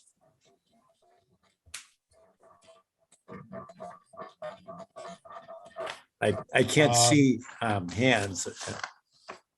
John, this is Steve. Yeah. I looked at the landscape plan. It looks very good to me, but there's a process issue that we have. This, A what issue? The particular process issue. Oh, okay. This order of conditions expired on the 5th of January this year, and it has not been extended. So I needed to bring that up to you. That's correct. That apparently extension from the initial order of conditions was for, it appears to be 2.5 years, and I'm not sure why it wasn't for years. But that said, it's obvious probably a moot point because it was if it was 3 years, it would have been extended to June 12th. So it would have expired yesterday. So, Steve is right. The order order conditions has expired. And And not to put form over substance, but can we fix that somehow? Let's just put that aside for the time being and just look at the substance of the changes. So we've got the landscape plan. Steve, you addressing that. Can you just keep going with that? Good plan, bad plan? Yes. What's that? No, very good plan. It's got some, the dark green circles are trees. The purple are herbaceous. Is that correct, Mike? That's correct. The purple are herbaceous perennial plants. These are all Exactly. natives, all natives and or That's right. non-invasives. The The predominant ground cover here I'm proposing is a native carpet chrysanthemum. So this is a native plant that's quite assertive. It's not invasive or aggressive, and it's low. So this is a good, I don't know, Wendy, if you remember, we were working together in the 90s on a program called Environmentally Sound Landscaping. This is what I'm using as a lawn substitute for an open space like this. And I'll show you the plant itself. This is what the plant looks like. That's up close. These only grow to 4 or 6 inches tall, and it makes a dense mat down on the ground. So it interconnects and stabilizes everything. It's great for recharge. So that's the dominant thing here. We have a few hundred, 500 of these. And these darker green symbols are to represent evergreen Thuya plicata. I think it's not native to Massachusetts, native to North America. And I understand from Steve that the commission has agreed to that plant before. These are Acer rubrums, red maples. And the light colored symbols here, these are native hydrangeas. And I'd like to also, as part of my request, use Catabians rhododendron, which are known as the ironclad rhodies. They're very reliable, provide great habitat. They're not native to the area. They're native to the East Coast, however, down in the Carolinas. And they don't multiply. They don't have children. They don't have any seedlings that are viable. So they don't spread, but these are the rhododendrons that grow. They've been in flower just recently that grow very large. And so some people use them as a canopy over patios and so forth. So they're really a nice plant. And daylilies are part of the herbaceous thing. So this stabilizes this area. The flow on this property goes down into this area. And if this area is planted like this, I believe that it will stabilize the flow and nothing will leave the property. This will all recharge here, except in extreme events, of course. So that's our proposal. This is the work area here. And so this is all the area outside the work area and along the back here. This provides privacy from the street, gives a green look to the property. And this provides this is a wall that goes up to the neighbors over here. That's a very tall stone wall. It's actually segmental concrete. So this will soften that and add some green to the space. And the owners have stated their intent to plant this area along Myers, which will stabilize it and use some broadleaf evergreens that are native, the Catawba rhodies, especially over here. So that's our proposal. I'm happy to answer any questions that anybody may have. Wendy and I worked together on ESL some years ago. And I remember. It's nice to see you, Mike. Nice to see you too. So I am getting back into this again because I've lectured extensively on how to modify residential landscapes so that they don't have turf grasses from Northern Europe to struggle with. So this is one of the ways to do that. Mike, is there any turf grass on this property? None. It's hard to tell from this plan. No, none. I'm not proposing any. The owners have not stated an intent to put any turf grass in.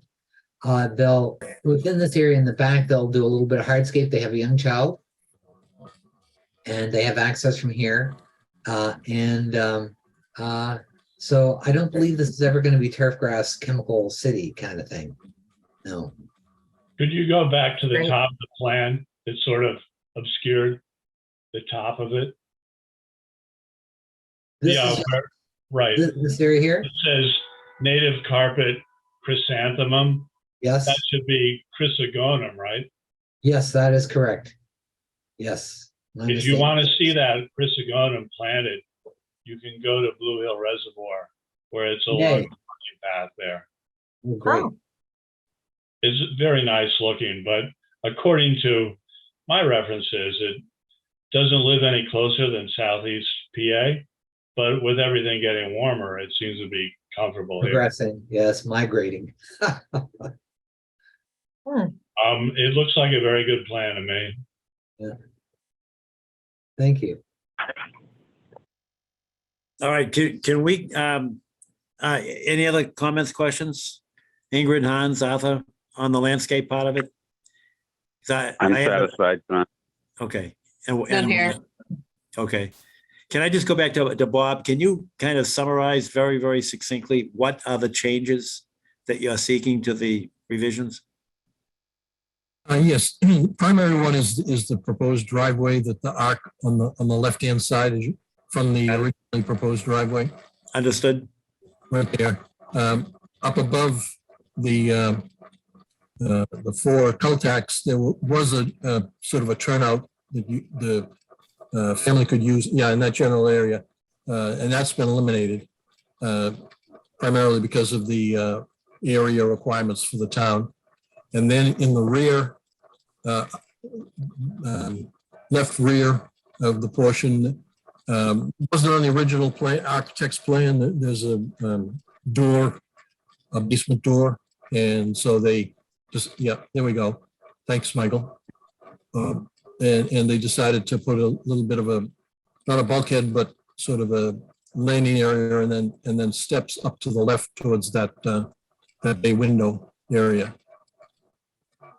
And you may notice on the right-hand side on this picture, the proposed grade actually will be the same as the existing grade. The originally, in order to meet the requirements of the building height and the whether the basement is a story or not, the proposed grade, there was seemed to be considerable amount of grading on that side, but I was able to eliminate that, so it's essentially the same grade. And you can see the root flares of the trees here. This grade has not moved. Right, that hasn't changed. And then over towards the foundation, that won't change either, towards the foundation there. Right, Michael, thank you. So that's an improvement, actually, in my mind. Well, Yeah, I'm completely lost on that door. What's the base? What? To the left and to the right, I see the dark area. Is that a sealant on the outside of the Yes, foundation? exactly. Correct, yes.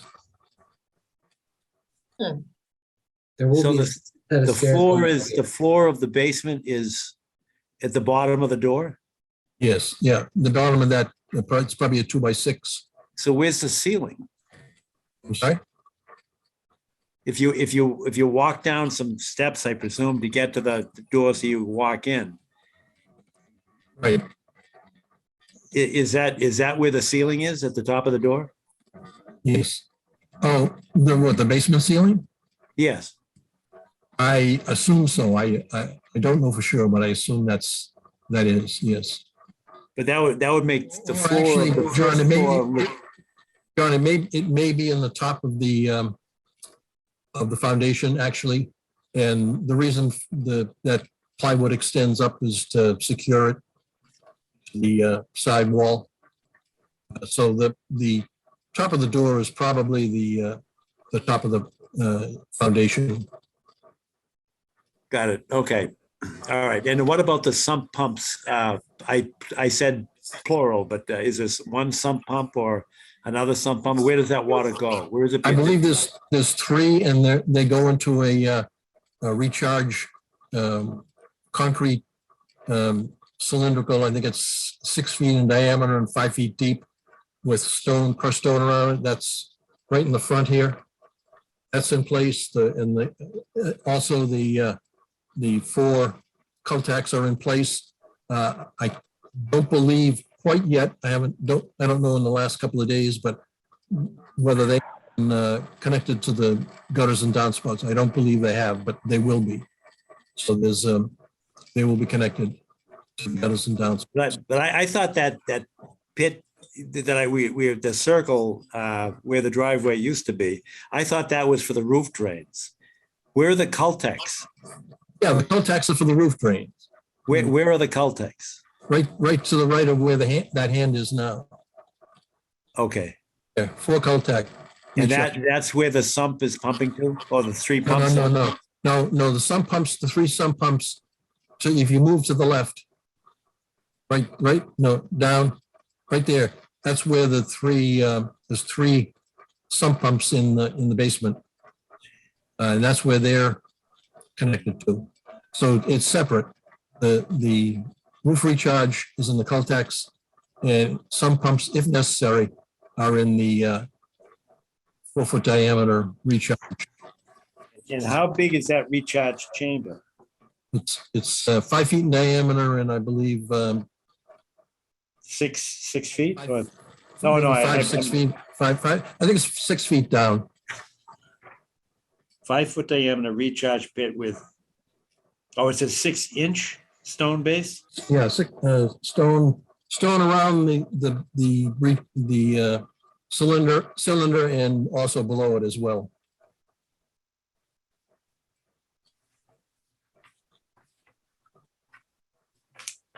But that's not a change in this plan, right? That was, Correct. No, that's not a change, and the cul-de-sacs are not a change. They were originally proposed, and approved, correct.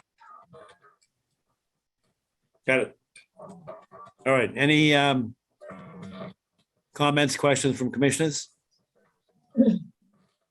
Any abutters or members of the public? I can't see any hands raised because of the screen share. So just speak up if you've got a hand raised.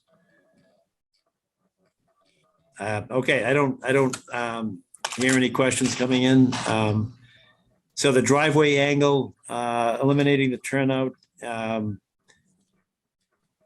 and at the left rear, the door. I think we would need to have, putting aside that there's been an expiration, but let's pretend that there wasn't. And if we had a regularly existing order of conditions, we'd have to take 2 votes. One, that these would be minor revisions. And then if so, then we could vote to accept those revisions. So that's separate and distinct from the landscape plan. So the first motion would be, if there is such a motion, to consider these 3 changes: the driveway angle, the elimination of the turnout, and the left rear door at a lower elevation to exit from the basement. Is there a motion to consider these to be minor revisions? Is your So hand moved, up, Mr. Wendy? Chairman. What's that, Arthur? So moved. All right, is there a second?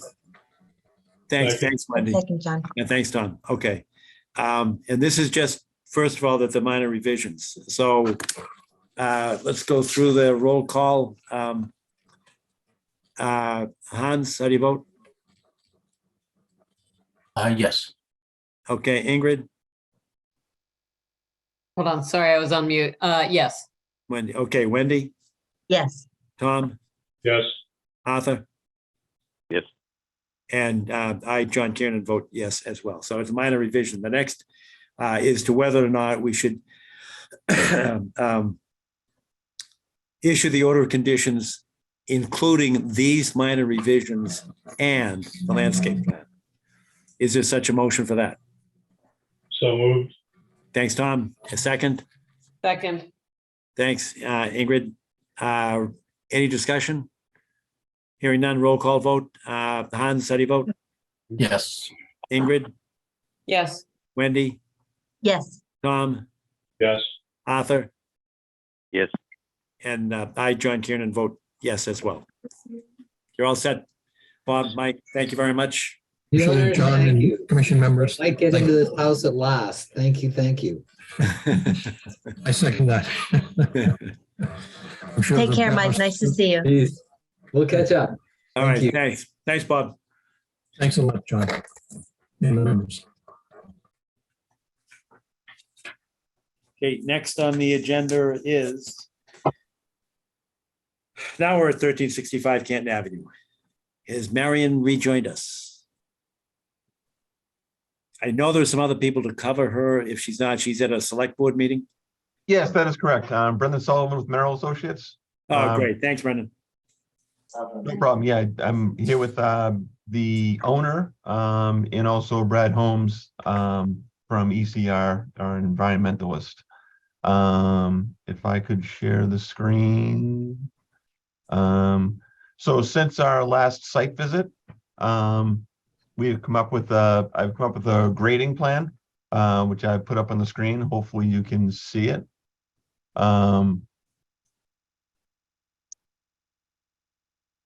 Yes. And so what we've done here is, I think we talked about on the site was basically taking this corner of fill down on the northwest corner of the property and basically grading it back. So I've started with basically almost a 10 or 11 to 1 slope down at the in this area, and have come up to 5 to 1 as we come closer to the house and towards the front of the property, and taking this grade down. We've also staked out the lot line, so we've recovered the bound down on the left rear corner, and we've put a number of beam poles along the left sideline of the property.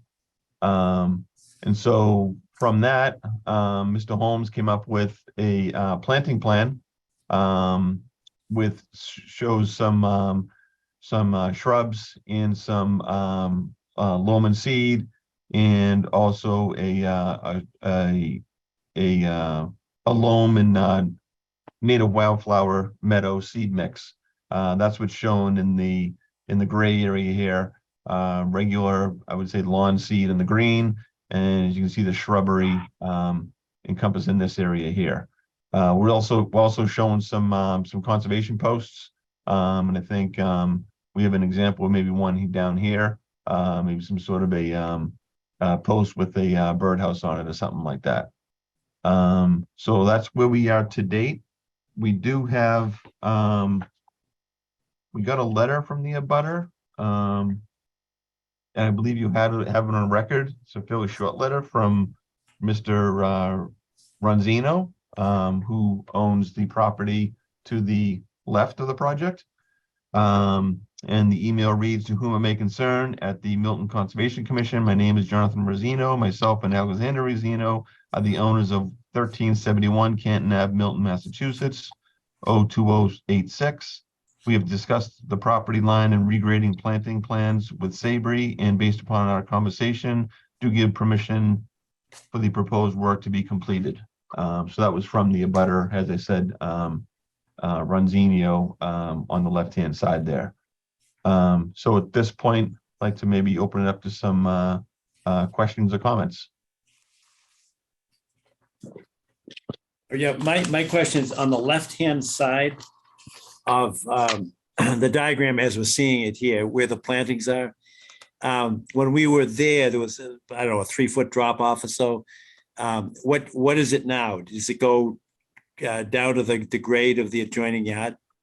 Yes, it does. So here's basically what I tried to do there was, so it does kind of, you can tell from the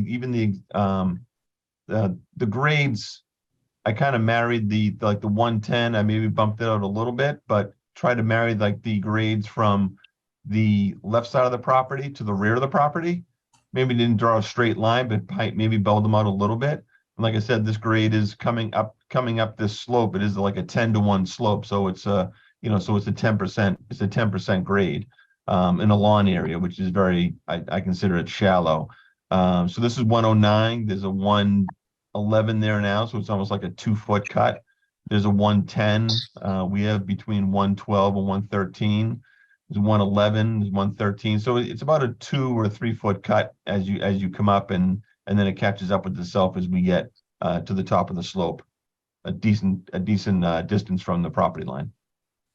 All right, and it's all staked out now in terms of property lines? The property line is staked out. Yeah, we staked out this line and recovered this bound in the corner back here.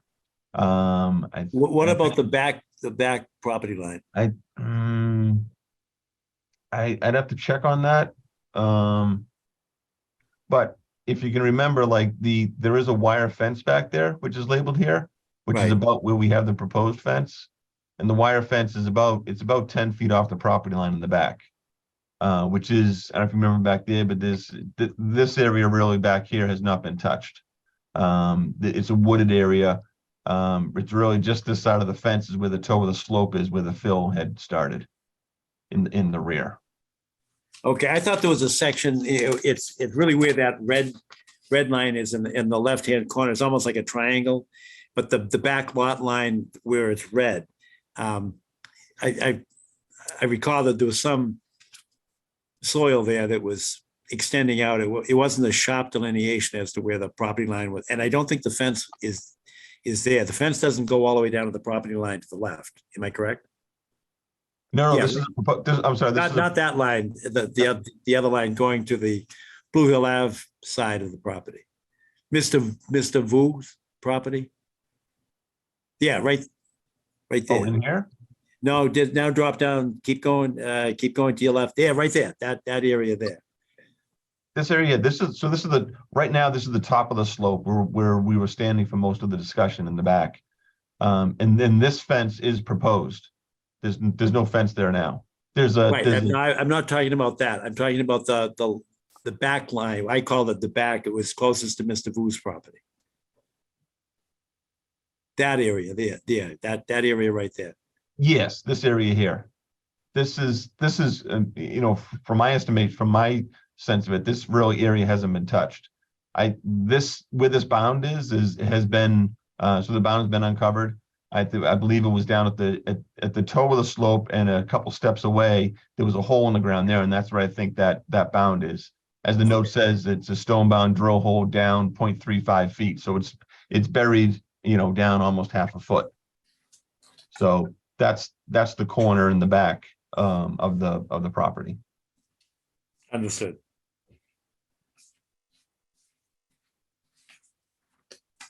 All right. So we are here. This is still part of a notice of intent, but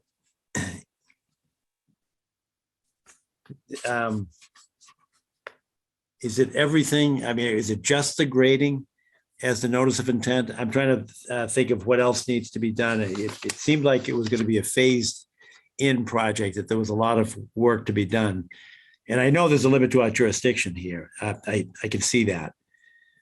But is this the sum total? Yes. So my plan shows the grading in the areas here, and then Brad Holmes' plan shows the specific. It's got all the planting notes here, riverfront restoration notes, the plant tables, the species, the number, and the area where everything's going. So it's pretty comprehensive. So it is, so the grading would go first, the fill would come out, and then grade it to these rough grades, and then it would be, finalized with the plantings and the dressing on top. All right. And how much of the topsoil that could be added? Because we did see some construction debris there when we were present. Yeah, I mean, I'm assuming, the topsoil anywhere from 4 to 6 inches is typical for a lawn area to get an established lawn. Maybe in this area, maybe it is a little more like a 6-inch dressing as opposed to 4-inch. Yeah. But is that And part that of was the plan? discussed as, What's that, Arthur? I was just going to say, and that's what we discussed at the site. Right, but is that part of the plan as proposed?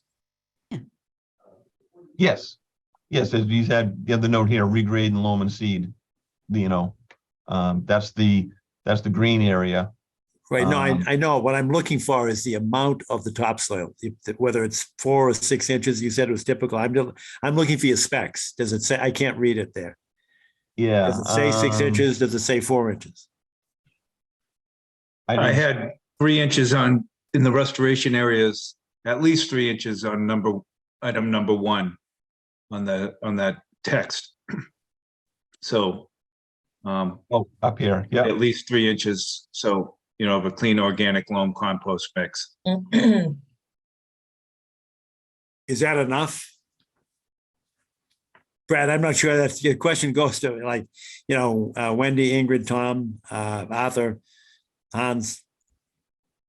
I think it's enough that the plant, during planting, they will, of the trees, of the saplings and shrubs, there'll be some compost, added during the planting of the plantings. But as far as the covering, at least 3 inches, they could go to 4 or more, but at least 3, that should give us enough to get the seed to stick and create an herbaceous layer. Three Yeah, inches I is think the it's on the minimum thin with- side. I think it is on the thin side. You could bump it up whatever you like. I'm just calling for at least 3 inches. So if you're more comfortable with 6 inches, then we can certainly, I can change that to at least 6 inches. Better for This is sure. Arthur. Wendy, any thoughts? Steve? Yes, please bump it up. Thank you. Yeah, this is Arthur. I agree. I'm familiar with 3 inches as the minimum. I don't think you need to go as high as 6 inches. Somewhere between 3 and 6. Not 6 inches could introduce other problems, such as softness and erosion. Okay, but you can't leave it as a range. If we're gonna have it as a spec, it should say 3, 4, 5, 6. If you want to choose 4 or 5, I think we need to have a specific amount. And all I'm saying is not 3 and not 6. So about what do you 4? want? Go to 5. Let's go with 5. Good. All right, sounds like we got a consensus here, 5. All right. John, Anything I have else? a question, Yes, if I may. And this may be with a difficulty in visualizing the plan, but on the left-hand side, are the plantings going to go over the boundary line? Yes. Okay, to the other property, and that confirms my assumption, and that's fine with me. The boulders that were in the area, what was to be the disposition of those? They can be removed with the soil that's coming out. John, would we have that as in the order of conditions? yeah, no, I'm just looking at Marion's report, and I think that Brendan or Brad, I guess Brendan, read the letter from the neighbors. Is that, I'm reading from Marion's letter, it says the applicant is consulting with the neighbor on that side in order to have permission to complete the grading and planting work on that side of the slope. I'm assuming that's the letter that you read confirms the fact that the neighbors have said, yeah, you can plant those on our side of the property line? Yes, That's correct. That's correct? Okay. Yeah. Okay, good. Is that what you're looking for, Arthur? That was the first part. And the second part was we had inquired about the boulders Yes. that were over there too. And we were discussing whether or not they should be left in place or removed. And I was asking if there was a decision on that. Well, the grade is getting cut down, so, I don't think the boulder's not gonna be left there. They may be either taken off site or maybe used somewhere else on site, maybe outside of your jurisdiction for some landscape features or Okay. something. Okay, yeah, that was my understanding when the grading changed that the boulders had to be removed. That was Okay, my so then- impression. We'd want to note that then. Yes, think.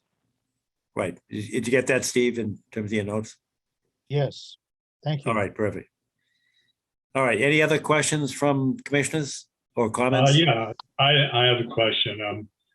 this plan has come a long way toward what we were discussing when we were on the site. On the other hand, I don't think I've seen it before tonight. Was it in our packet? I don't have the picture that I'm looking at. I don't know. I don't recall seeing it. Maybe I overlooked it or something. It just, to me, it seems like I'd like to get a chance to review a plan before I vote on it, and I just don't recall seeing it before. But it was in the packet, huh? I think if you look at Marion's letter, there are two, at least I was clipped through, there are three pieces of paper. I think it's the third piece of paper. Marion's letter being the first letter dated June 6th.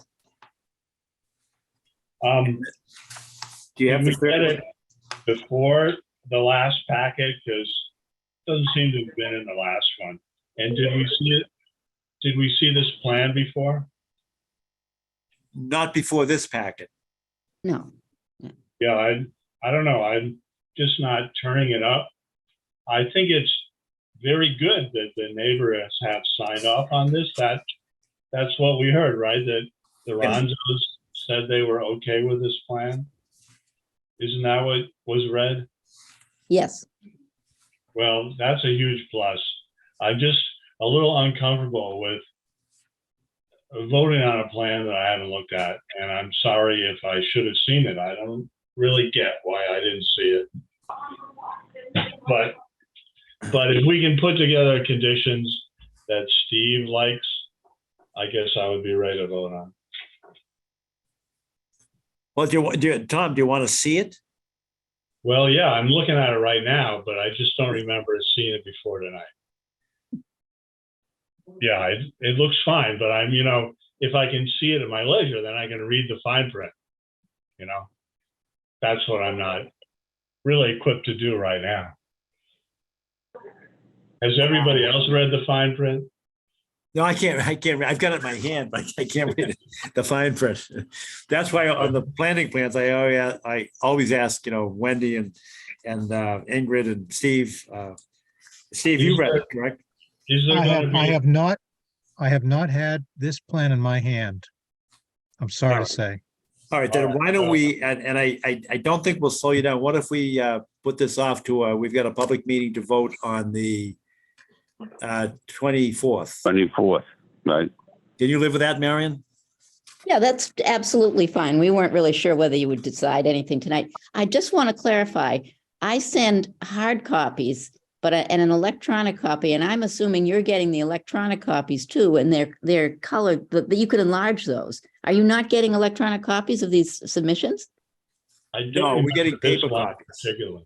Okay, well then the answer is that an applicant such as myself or this applicant, what you want is a color copy of the plan. I gave you a black and white print, but if you're not getting the electronic copies, I will make sure that I give you color copies in the future. And I did not realize that. All right, well, thank you, Marion, for doing that. Okay. But you're right, we've got the black and white copies. It is pretty small print.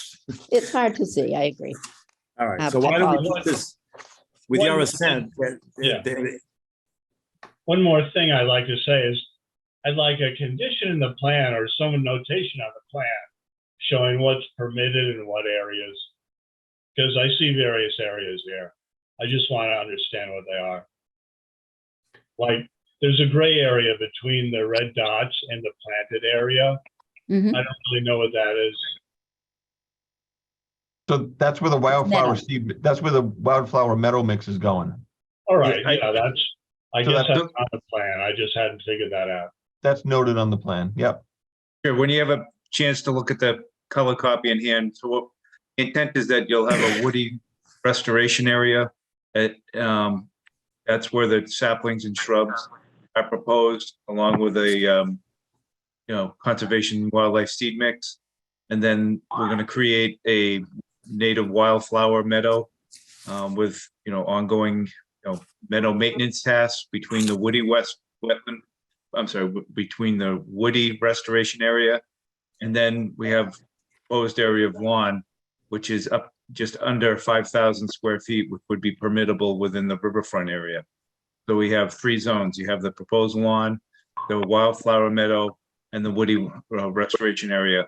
That's the intent of the conservation post at the edge of the lawn, so that demarcates that meadow area, so it's not I get an it. extension. Thank you, and I will look forward to looking at that plan. Sure. All right, all that makes sense. So with the assent of the applicant, we'll continue this until 6:24, that is Saturday, the 24th of June, and that will be at about 8:30 in the morning. Because at 8 o'clock, we're at Trout Brook Ave, and you're pretty close to that, so we should be able to get there by 8:30. Is that I'll make agreed? sure you get color copies. Oh, perfect. Boy. Thanks, Mary, very, very much. All right, and I didn't mean to cut off any abutters or members of the public that wanted to ask a question or make a comment. But John, one more suggestion with that. Brendan, can you put a color symbolized color legend on the plan? Yes, absolutely. You mean for the Yep, for the seat lawn mix? areas, yes. Yeah. Yeah, that's all. perfect. Then this matter with the assent of the applicant will be continued until Saturday, the 24th of June at 8:30 on site. Thanks all very much. Thank you. Thank you. Thank you. Next on the agenda is Certificate of Compliance 175 Governor Stoughton Lane. That's one that I will recuse myself from. Is there a presentation, Steve? What do you know? Not to my knowledge. I don't see Mr. Rosati here. Are you here, Mike? I don't know if Mike's here, Steve. I Oh, am David. sitting in. Okay. Yep. Yep. Good evening, All right, Commissioner. hang on just a second, Dave. All right, I'm going to recuse myself and leave the room. If somebody could text me when you're done. All right. Hans, you're the best texter. I'll count on you. Thanks. Sure.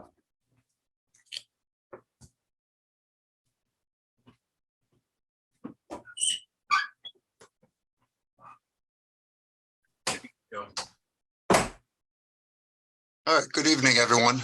My name's Dave Fry. I'm with Mashonda and Associates, and I know we had a field walk, I believe it was last year, so I met a few of you on site at that point. And there were some issues that I believe have been addressed. Some eroded channels at aprons and some seeding, bare spots that have been seeded and seem to have begun to grow. So we feel that we're at the point where we can move forward and request the certificate of compliance again.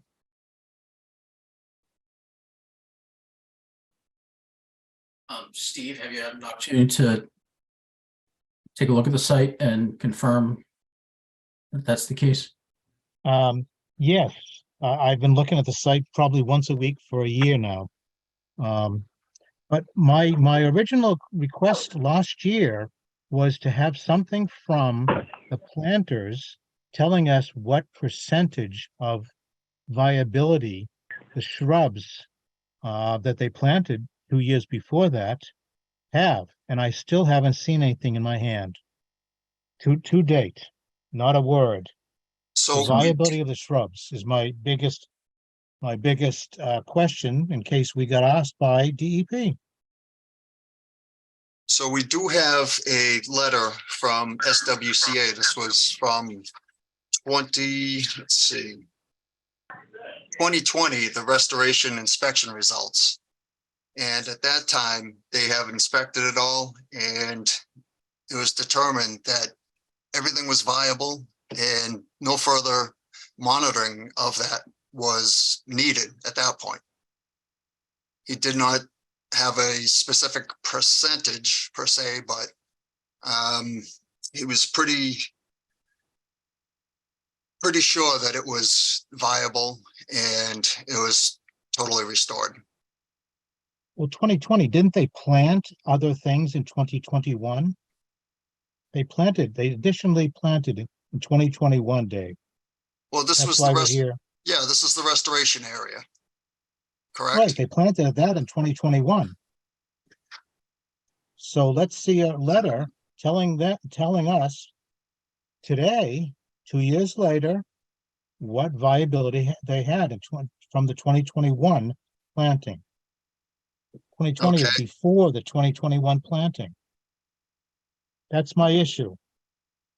We've got a sequencing problem. So Steve, are you worried about the restoration area or in general? In general. In general. And I did say to this to Mike Rosati, I don't know, 3 or 4 months ago as well. So, and I told him about the 2021 planting.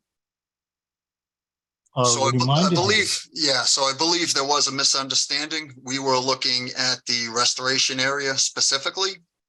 I see, And- okay, Yes, and not all of the shrubs in the detention basins. right.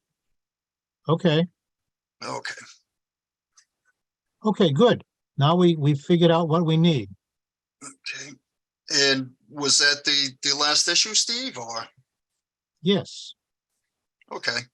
All right, well, we have been in touch with SWCA trying to get that letter, and we haven't had a response. So we will try again and get that as soon as we can. okay, great, glad to hear it. So, Mr. Farrar, if you're able Yes. to get that to us in a timely manner, we could add you to the agenda for the site walk on, was it the 26th? And we could even, do a quick stop by the site to confirm and then hopefully vote to Okay, close this. 24th. I'm sorry, 24th, my bad.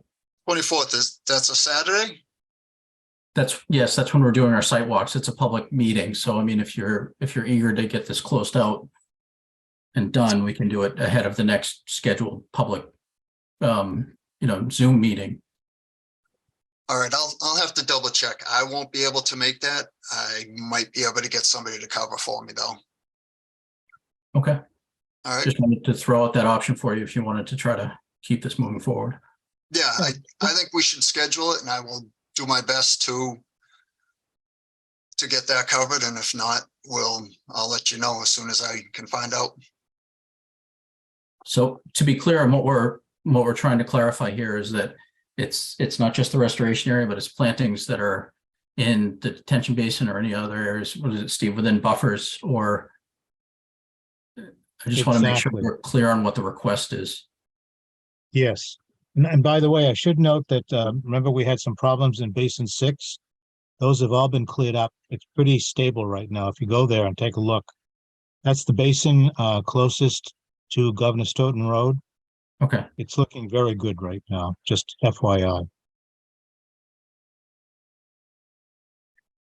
Okay, but like I said, to be clear, what we're requesting at this point is the plantings that are within jurisdiction of the commission.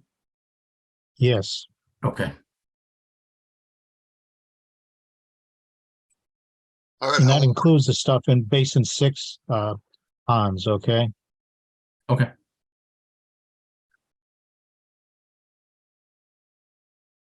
All right, well, we will work on getting that letter for you. Okay. All right, I guess we'll continue this to the 24th.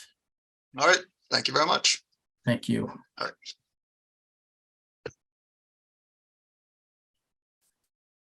Thanks, Tom. I've just done my expert texting thing to ask.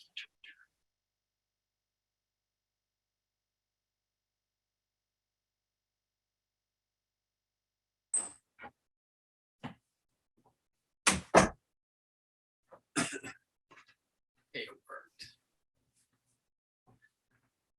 We're good to go? Yes, All right, perfect. All right, so now we get to notice of intent, 25 Guile Road, and that it'll be combined with informational 25 Guile Road, Grass for Guile, continued hearing. And I think we've got a couple of things to do tonight. One is to hear from the town and probably from Chris about alternatives analysis. And then I know that some of the folks opposed to the project would like to be heard. But I want to announce, first of all, that we're not going to be able to resolve anything tonight. The reason is that we still haven't retained a hydrologist / environmental chemist as a consultant for the Conservation Commission. And we, the commission, believes that we need some help and some guidance from an independent source. And we are relying upon the Massachusetts General Law, Chapter 44, Section 53G, and are requiring the applicant, which is the town of Milton, to pay for a consultant for the commission. This is something we do pretty regularly. The applicant pays for it. And pursuant to that, we have identified a person with I say a person, it's going to be probably, it's a company with a hydrologist. The hydrologist is Peter Dillon at Tetra Tech, and he will need the support of an environmental chemist from the same company. I have talked to the chief engineer, I guess, whose name is Sean Reardon, and he will submit a proposal to the town. I have been in consultation with town council, who is Kevin Freitag, that some of you may know, and we're trying to work out the terms and conditions of the contract. I wish it had been done already, but it hasn't been. But I talked to town council today, and we're moving forward in that direction. We should be able to have a contract signed. And by the way, because this is a municipality, the town have to dot the i's and cross the t's in terms of hiring a consultant. And that is what we're doing with the assistance of town council. So that's going to put off probably anything substantive until the July meeting. But that's not to stop anything tonight. And I invite everybody to speak and ask questions, et cetera. But basically, we're looking for some assistance in the area of what is the impact of water flow or sheet flow off of a field, whether you call it pervious or impervious. There is going to be some, depending upon the size of the rainstorm, there'll be some sheet flow off. And what happens, is there a contaminant load that goes with that would include PFAS or the forever chemicals? And what impact does that have, A, on soil and B, on water? And our intent is that we don't want to make a situation worse. One of our performance standards is to ensure that, like the runoff, just water, forget about the contamination, just water. We have to ensure that there's no increase in the runoff. So what we'd like to do in this circumstance is to assure us that there is no increase in the contaminant level. And it gets a little complicated, at least it does for me, because we're talking about chemical contaminants that are diluted in water. And it's not necessarily a cumulative addition formula where you take 2 parts per trillion from this group and you add it to 3 parts per trillion that group and you put them together. It's not simple addition because of the dilution and the quantity of the fluid. It gets more complicated because some of the measurements are of soil contaminants as opposed to liquid or fluid contaminants. That's why we need the assistance of the hydrologist, and B, with the support of an environmental chemist. So with that background, I'm just kind of laying the groundwork that we are doing this, we are moving forward, we are getting a consultant, but I don't think we're going to have anything of substance for another month. Having said that, Christian, could you assist us in, we received some documentation from you about alternatives analysis, which is of interest to all of us. So can you kind of walk us through that? I'd be happy to, Mr. Chair. Can everybody hear me okay? Yes, I certainly can. Yes. Okay. With me tonight is John Barros with Marchand Associates. John's our civil engineer, and Kevin Chrisham is the director of Park and Rec for the town of Milton. At the last hearing, there have been a number of requests, and I'm prepared to go through some of those. What I've got, Mr. Chairman, at your pleasure, is a PowerPoint presentation It's got a number of different components to it. What I'd like to do is bring it up and show you which topics we're ready and able to discuss, and you can tell me what you'd like to hear. Certainly alternative analysis is one of those, along with a few other things. So if it's okay, I'm going to share screen. That's perfect. Thanks, Chris.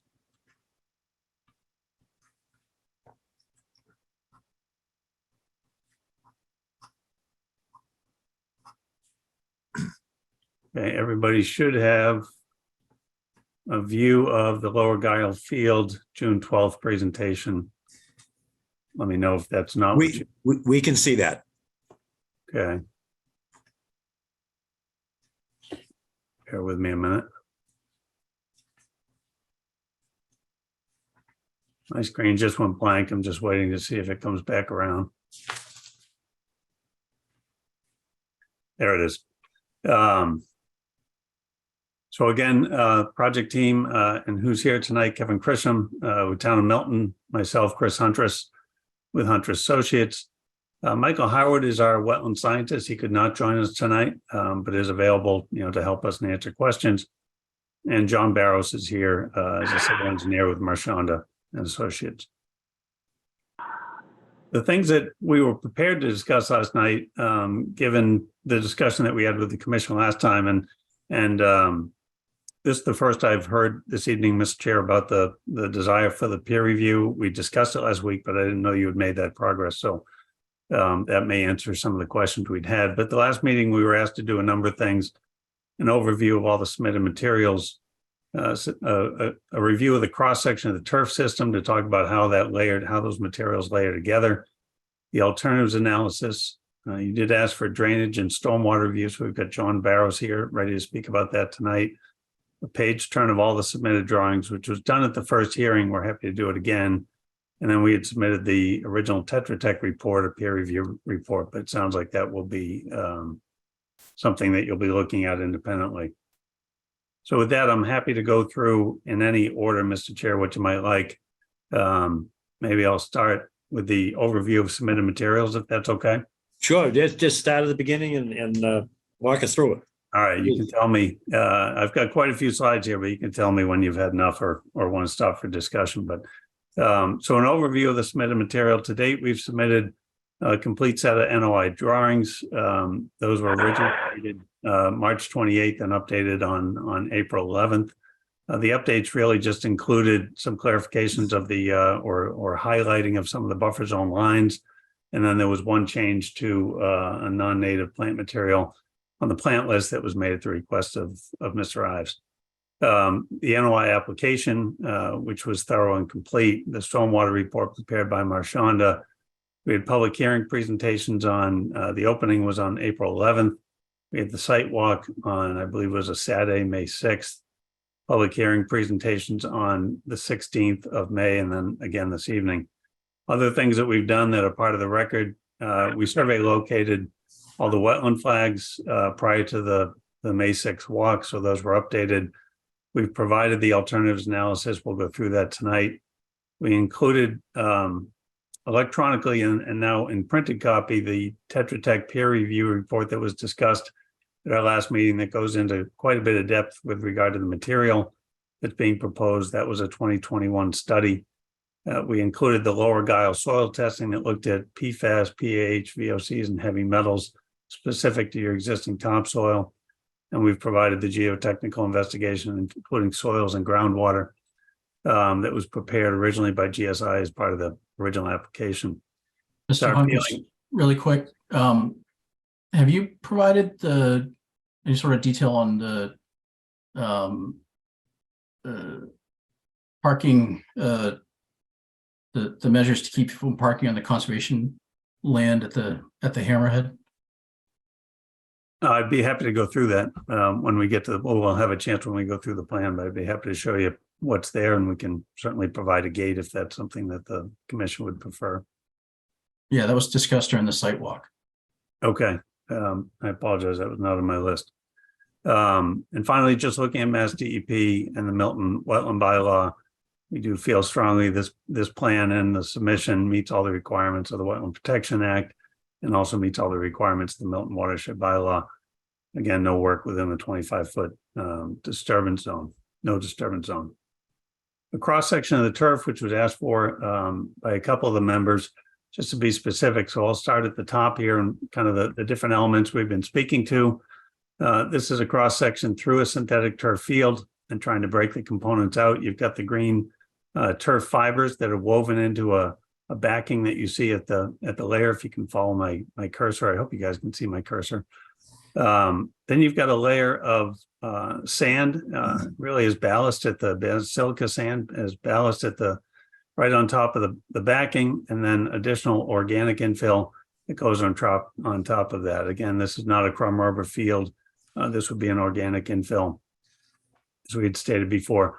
Below that woven backing goes the resilient shock pad, and that helps with player safety and impact attenuation. And then below that becomes the free draining base that we had talked about that makes up the cross section. The drainage pipes would be just below that.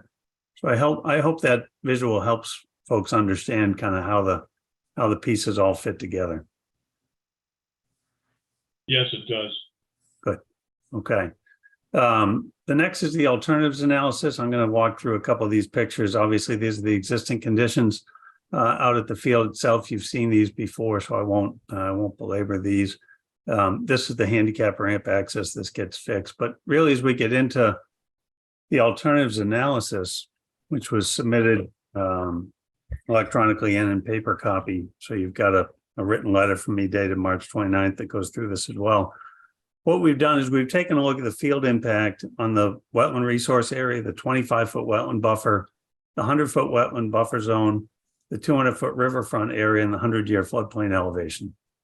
And what we've tried to show is the impact of different size and locations of field as they would relate to it. And this was a process that we went through with the owners. We started the project. The existing field and the existing condition, which is really what you see here, outlined in that red box that you see, is approximately the limits of the existing field. And that accommodates a field that is approximately 180 feet by 360 feet. That would incur, if you see the 100-foot buffer that comes through right here, that would include about 27,000, call it 28,000 square feet of area within the 100-foot buffer, which would be, under the existing condition, a managed turf. For that renovation, we would have to turn over and renovate that field, including subsurface drainage, to continue to maintain that field. We would often recommend fertilizers, pesticides, and others, although there are other treatments as well. But that 27,835 square feet within the 100-foot buffer would be what would be disturbed under the existing condition. Under the proposed condition, which is option A, this is the NOI version, if you will. This is what's been submitted. The proposed synthetic turf field would sit in the very same footprint. It would have a very same and identical 180-foot by 360-foot soccer field. The square foot of impact within the 100-foot buffer, because the field stays the same, would remain at 27,835 square feet. Obviously, the construction is different. This would remove topsoil and construct that cross-section that you just saw on the turf, and a drainage system would be put underneath. But there would be no fertilizers, no pesticides here, and the square foot impact would remain. There would be no impact under this plan to the 200-foot riverfront area, the 25-foot buffer, the 100-year flood, and the only impact, again, would be to that 100-foot buffer. Under alternative B, what we've started to look at, 180-foot, I'm sorry, I'm going to back up here. 180-foot by 360-foot for a soccer field is the minimum required soccer field dimension by Massachusetts Interscholastic Athletic Association, or the MIAA, who controls high school competition in Massachusetts or regulates it. So this would be the minimum size field here. When you go to option B, I've expanded that field to a full width of 195 feet. And that's the playing area. There'd be a runoff that's associated with that.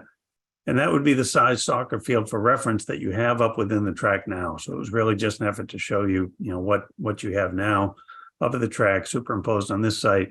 And that does increase some of the impact. This field would have 2,782 square feet within the 25-foot buffer, 36,601 square feet within the 100-foot buffer, 1,560 square feet of impact within the 200-foot riverfront area, and 274 square feet of impact within the 100-year flood zone. This is an alternative that's not desired by the applicant and it's not being proposed.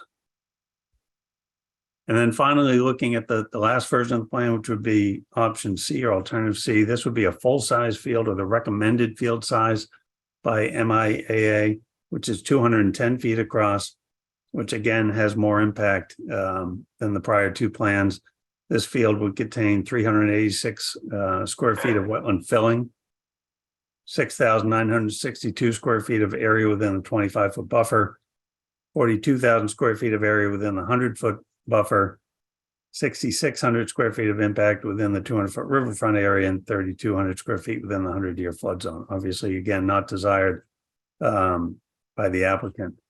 Our point in showing some of these is that the Massachusetts Wetland Protection Act requires applicant looks for ways to avoid, minimize, and mitigate the negative impacts of development near wetland resource areas. The town of Milton and the Park and Rec Department, through this NOI application, was looking to do exactly that. And this application seeks to install a field of a minimum recommended dimension of MIAA. A larger field would certainly be desired, but they've already weighed the benefits and detriments, they being the applicant, of increased field sizes, and chose to present what they consider to be a thoughtful and ecologically based development plan for the renovation and repair of Lower Guile Field. And that's the end of the alternatives analysis. Here I would start, Mr. Chair, if you'd like me to just keep going, a review of the drainage and stormwater, and I do have a question. Of course. There was a previous field improvement project that was done a number of years ago. I believe it was Kelly Field, that involved basically stripping off the topsoil and it was replaced with grass. Why wasn't that sort of project considered as one of these alternatives? And just want to make sure that we're covering the realm of alternatives of what's reasonable, and especially considering it's been done at another field in Milton. I assume you're talking about a natural grass restoration, correct? Correct, yeah. All right, so that would be what would be considered under the existing condition. That would be this plan. It would have the same impact as what we're trying to show. So under this plan, under the existing conditions plan, which probably could be considered alternative, we would leave the natural grass in place, and that would be renovated. You would have to add if you read through some of the text in the body of the letter that we sent, I can read that. Under the existing conditions, construction of a subsurface drainage system to properly handle the existing stormwater on site, and introduction of soil amendments, fertilizers, and pesticides for grass growth would also be required. So that would really be this plan, Hans, would be, I believe, the one that you're referring to. But our point is the impact from a square footage and a buffer zone standpoint is the same, but it would require the inclusion of fertilizers and pesticides within that 100-foot buffer zone. Okay, and I know that it's outside the realm of the Wetlands Protection Act, but in terms of cost, operating costs, the synthetic turf is a lower operating cost. Is that the construction cost? Synthetic turf is certainly going to be more. If you look at it on hours of use, which is what the park department is looking at it, you get significantly more use out of a synthetic turf field, and the maintenance, once the synthetic turf field is installed, is significantly less. So the per hour use based on the post condition was much more attractive to the applicant than the alternative of trying to maintain a natural grass field with the current use that they are experiencing on this site and hope to plan for in the future. And in terms of the durability of grass relative to turf or synthetic turf, I know you're showing soccer fields as the alternatives, but I believe the bigger motivation for this is to have additional practice or fields for football, correct? That's correct. The reason that we focus on soccer is football's got a set dimension. of 165 feet across the field. Soccer varies, as we've seen here, from 180 to 195 to 210, and really has the largest footprint of any athletic sport, any field sport. So that's why we compare it to soccer. So once soccer fits into a footprint like it does in this, everything else fits within that. Field hockey, football, lacrosse, they all fit within that same footprint. Okay, thank you. No problem.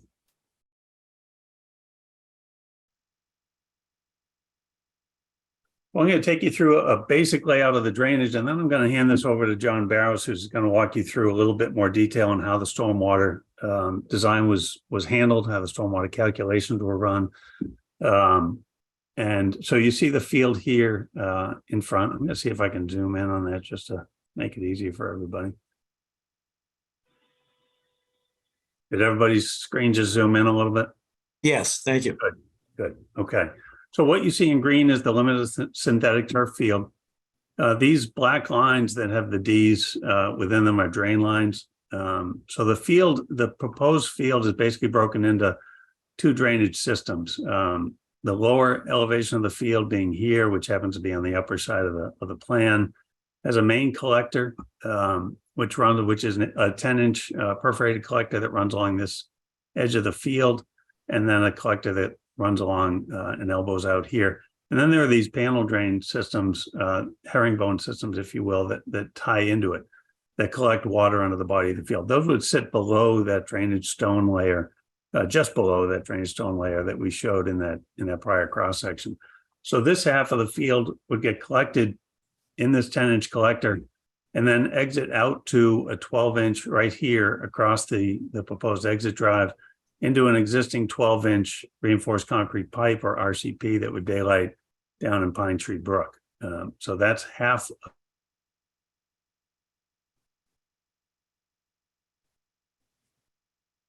I think we just lost you, Chris. Let's give him some time, see if he can reboot. He's holding very still.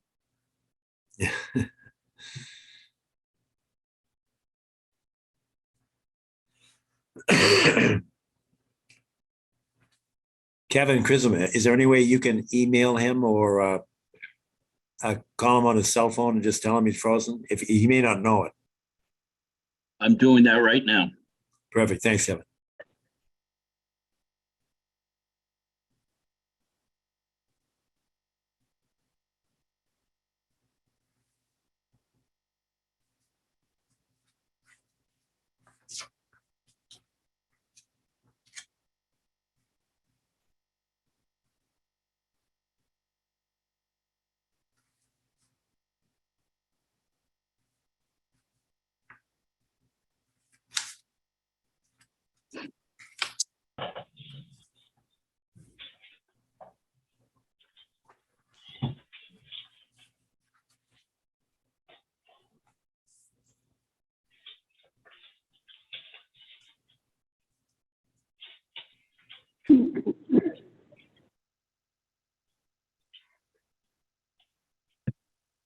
And John, do we have the engineer?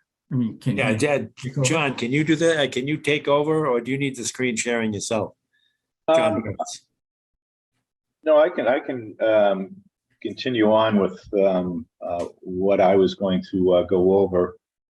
Chris kind of gave you a little intro on how the drainage system works. I think speaking to Chris, there was some questions on how I modeled the field with regards to overall hydrology.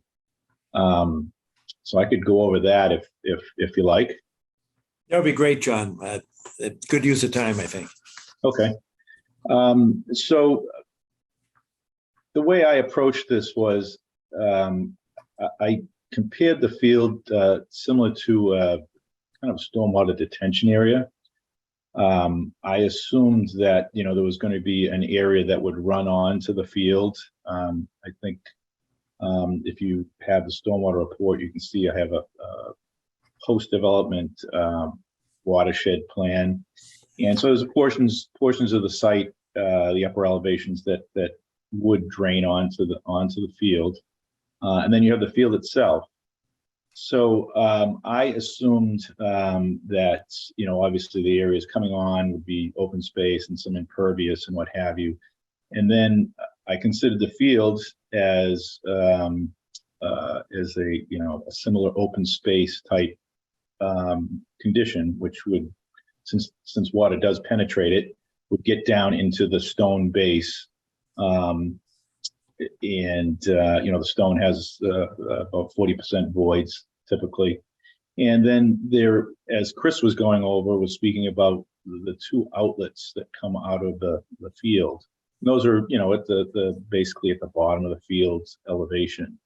So I know you're very familiar with detention areas. You have kind of outlet structures that control how much water can come off the field. The field is, pretty large, so there's quite a bit of capacity in the voids in stone. So you've got the two 10-inch lines that are the controlling factor on how much water can come up, how much would back up under the field. And I did not consider, and I think most people do the same, or a lot of people do the same in detention areas, did not consider any exfiltration through the bottom of the pond. I also did, for my own benefit, similar situation, but what I did was I considered the field impervious, but I took credit for the exfiltration, and I got similar results. And in both cases, we're reducing the amount of runoff from the site with the benefit of some controlling structures of outlets. I know there was some concern. Chris mentioned that, and I apologize, I used TP40 to start off with. I didn't find anything in the town's standards on the type of precipitation model that we typically like to use. Probably should have reached out to the commission beforehand. But I did, in the meantime, since I spoke with Chris, use the Cornell extreme precipitation model. And that actually benefits us because of the capacity of the field. There's tremendous amount of volume in the stone. And of course, when you model it that way, you have to consider what would happen in the pre-development as well. So because of that large, that goes from 6.7 inch 100-year storm event to like an 8.9 inch storm event. So, that also increases the existing conditions and the pre-development as well. So, if you start using those numbers, it really actually looks like an improvement, more of an improvement with that. I don't know if that was enough for you guys at this point, or if you have any. Well, yeah, but just in terms of summary, can you tell us that the 2-year, the 10-year, the 25-year, the 50-year, the 100-year, is there a net decrease for all of them? Yes, there is. And I'd be happy to tell you what they are, from the report, if you'd like.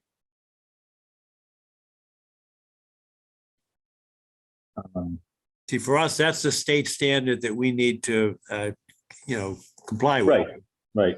Yeah. Oh, yeah. That's, and as an engineer, that's what we look at all the time. It's a numbers game. We always, got to make sure that the 2, 10, 25, and 100-year are less in the post-development condition, because that is the, DEP stormwater management standard. So that is the case.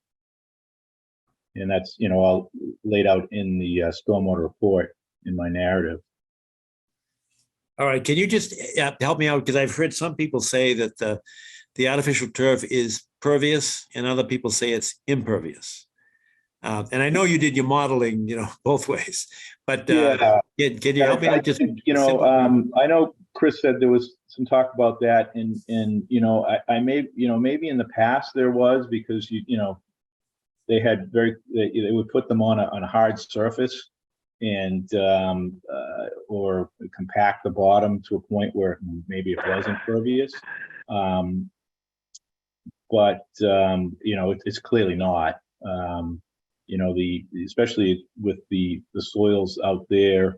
I mean, if you were putting it on a soil that was, didn't exfiltrate very well, that might be the case, I guess, and it got compacted improperly. Maybe someone could make that claim, but in this case, we've got very good soils out there, very coarse, based on the geotech report and test pits. I feel that it is pervious. So I think with Chris's cross section, you can see, how that all works. It is clearly, pervious. Thank you. Thanks, John. John, Chris said he got kicked out and he's working to get back in, if someone can let him in. Steve, can you do that?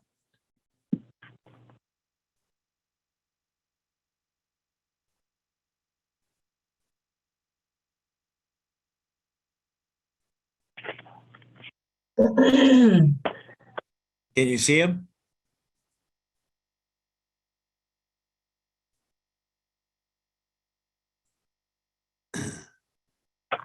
Steve, you're on non-mute if you are saying anything. I cannot see him yet. I have not figured out how to see him. And I'm looking for the waiting room participants. Hang on. I have one person, Kelly Bolast, something or other. I'm gonna let her come in.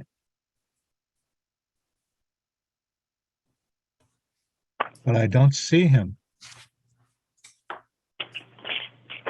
No?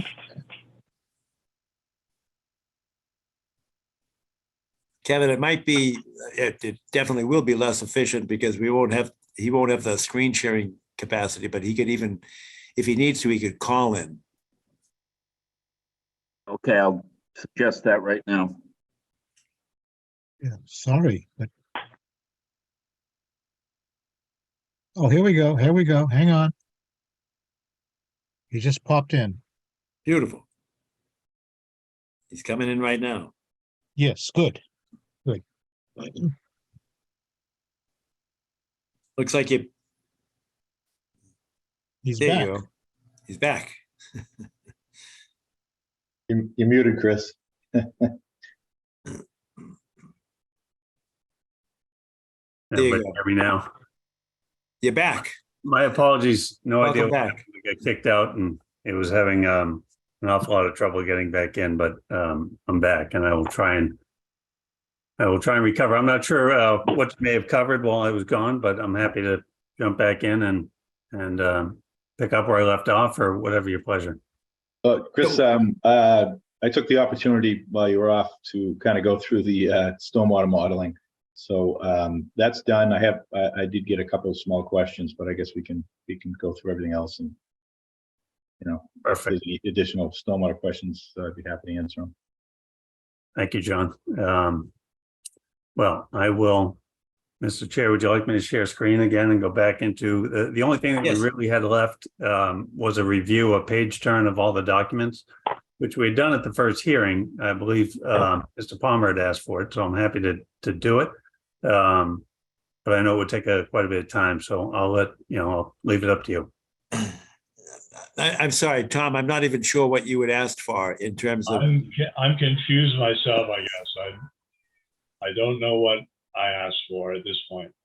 What you had asked for specifically was what's called a page turn, where you want us to go through each page of the plan set and in detail and talk about what's on it, talk about what's contained. No, I don't have any need for that. Okay. I'm happy with whatever you want to do next. Okay. Well, I'll just share screen then quickly.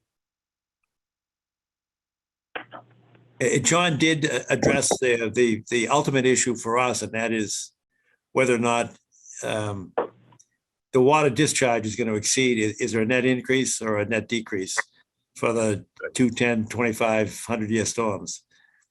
Okay. And as he stated, that there is a net decrease in the design plan. Which is true. And, I'm going to stop chair for just a minute because I think maybe that much of this is unnecessary then. And it's true. And as per our discussion last time, there were some questions from the public about what if we used other alternative means of calculation. And John, I assume you went through the Cornell method and some of those other efforts that you had made as well. John That's Barrows. to you, John Barrows. I'm sorry. Say that again, Chris. There were some questions at the last meeting that were brought up by the public about other more intense ways of calculating storm events. I believe it was the Cornell method and other things that you would look at. Did you go through that, Commissioner? Right, I did speak to that. Obviously the drainage report was done using TP40. Now, there's more intense precipitation models that are starting to come out. They're, not necessarily the standard in the Mass DEP regulations, but some people have been requesting them, and some towns are starting to, make them part of their wetland bylaw or their stormwater bylaw. And as I mentioned before, I did run through those numbers and used the Cornell precipitation numbers, which, for example, goes from a 6.7 inch 100-year storm event up to an 8.9 inch 100-year storm event. And of course, each individual storm event would go up as well. My point is that, we also have to consider that in existing conditions as well. So, if that's the storm event that's being considered, your pre-development numbers go up as well. The field has the benefit of quite a bit of capacity, so that even when we add additional rainfall, it absorbs or holds and manages some of those more intense storms. The field obviously wasn't designed like a detention area in that, we maximize it to take whatever storm event we're designing to. That the field is the field, what you design it as far as the base stone. So obviously there's more capacity than probably is even needed as far as stormwater goes. John, and this may go back to Chris, but John, you might be able to answer it. With respect to, remember I asked whether or not it's pervious or impervious, and the design that Chris went through showed that there are these underground trenches, essentially, and drainage pipes, and it's being directed into the pipes that will eventually discharge into Pine Tree Brook. My question is, when we were out at the site walk, we all saw the standing water between the current field and Pine Tree Brook. Is there going to be any sheet flow that goes into that area? And I understand that it may not be standing water all year round, but when we were there, the public was there, we saw it. So is all the water going to be captured in the underground retention and detention system and then directed into the pipes? Or is some of it going to sheet flow into that area between the field and the Pine Tree Brook? Why don't I take a stab at that, John, and then I may ask you for more detail. But the short answer is that anything falls within the limits of the synthetic turf field will drain vertically and go into the drainage system. But it doesn't all go into the pipe. There's a significant amount of infiltration that occurs, and that's where I'll ask John to talk about that. And that infiltration, that water, that storm water that would come in, migrate its way through the turf, and then infiltrate into the native soils below, would eventually get into the same wetland system that is between Pine Tree Brook and the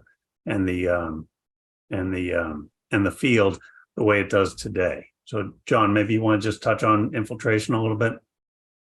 Yeah, I did kind of go over it a little bit, and just to kind of recap it. So the way I modeled it, or modeled the field, was, as I explained, similar to, a detention area, your typical stormwater detention area, where you had, even though you have the panel drains and the pipes running from the base of the field, they all get controlled by two 10-inch pipes. Those are your lowest pipes coming out. So I use those as almost like outlet control structures, similar to a detention area. So those are the controlling structures. So the water would build up a little bit inside or in the drainage level or drainage stone in the voids in the stone to a point where they would, you know, start to come out of the 10-inch lines. So I think everyone's pretty familiar with the detention area and how those operate. I didn't take any credit for exfiltration. The way I modeled it was I called it kind of like an open space surface running onto the field and then running out based on the characteristics of the 10-inch pipes.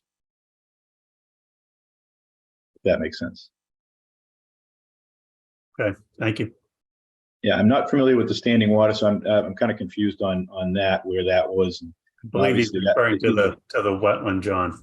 Yeah, I mean, that would be outside. I guess there obviously anything outside of the field would have some sheet flow.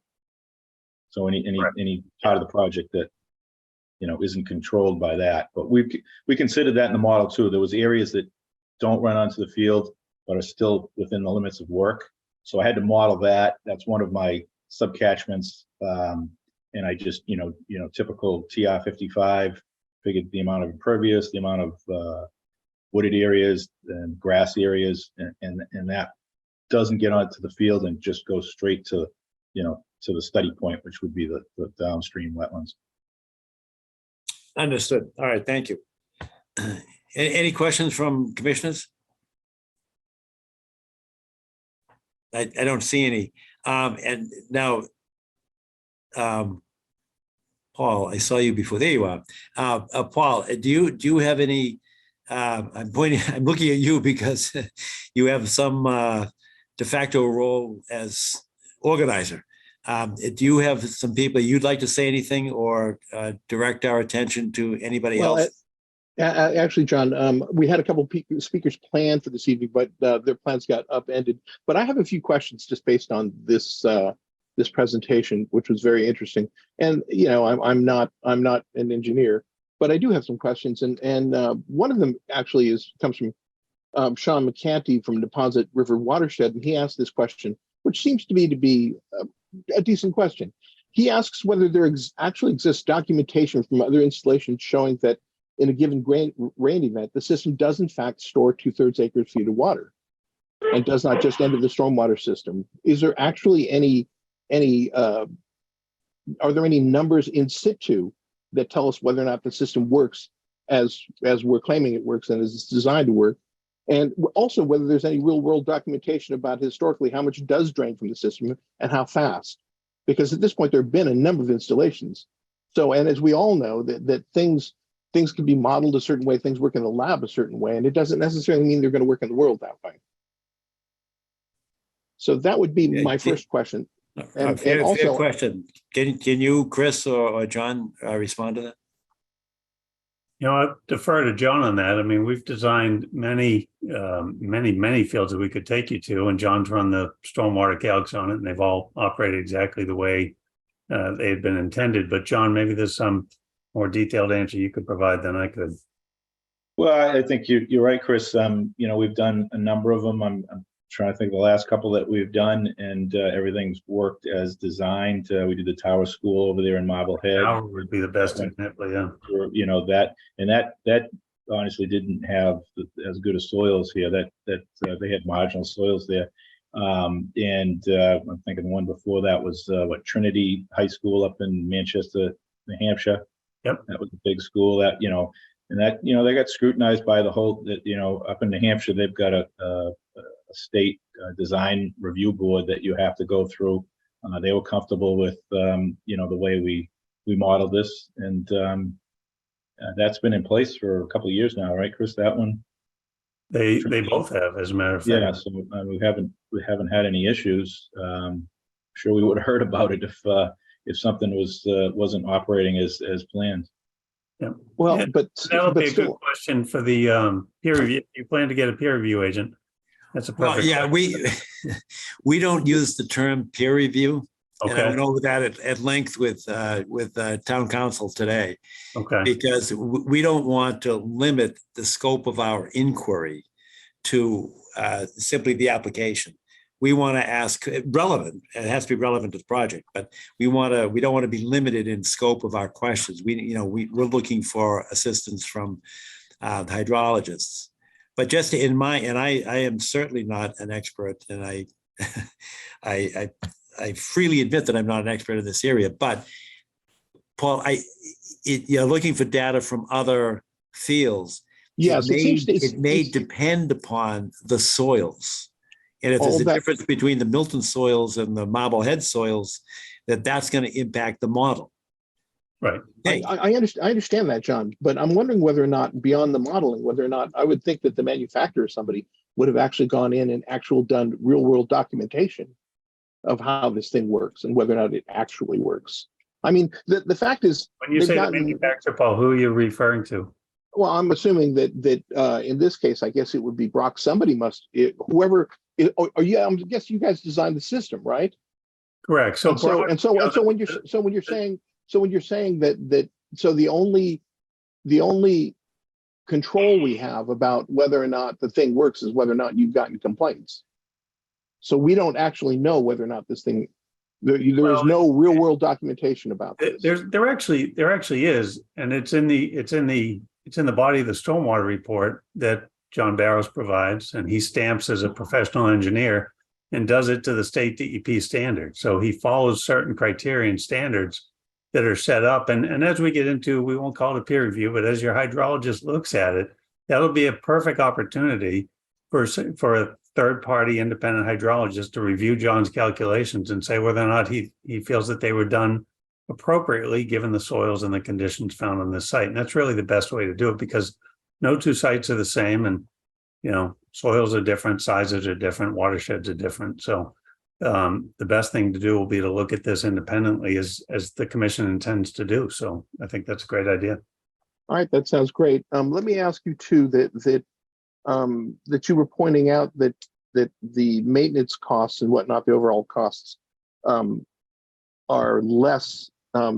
Artificial turf is less than actual grass. I know that the commission has quite a few TURI documents from the TURI organization, which is up at UMass Lowell. UMass Lowell. And TURI has done cost comparisons too. And over a 16-year period, one of the things about the TURI, when TURI's looking at the numbers, is TURI's looking at over 16 years, because that means that what they're looking at over, in addition to whatever monthly annual maintenance costs are, TURI took into consideration the installation costs, which are of course much higher. They also took into consideration replacement costs, and that's why they set it at 16 years, because these fields are guaranteed, for 8 years for the top, and then another 8 years, 8 to 10 years rather, for the layer underneath. So and in addition that there are costs for disposal. So when you put this turf field in, the costs are much higher going in. I'm sure Chris would agree with that. They're much higher. I think I already said that. Right, I understand that. But the fact of the matter is that once you get 8 years in, you have to 8 to 10 years in, you have to take that top layer off. And right now that's a cost in 2023 dollars of a 1 acre field like this, about $500,000. And then when you get 16 to 20 years in, you're looking at having to replace both the top layer as well as the cushioned layer, and that doubles the cost. So if you take all that, and then on top of that, there are disposal costs. So when you take all that into consideration along with regular maintenance costs, and Chris has mentioned before that you were citing the maintenance costs at around $7,200, $7,500. Is that right? For which? For turf. For synthetic artificial turf. turf. Yeah. And so, I think that if we took a look at what it is that the Parks Department has actually spent for maintenance on those fields, I bet it's probably even a fraction of that. So when we actually take a look at, we went through that earlier, Paul, and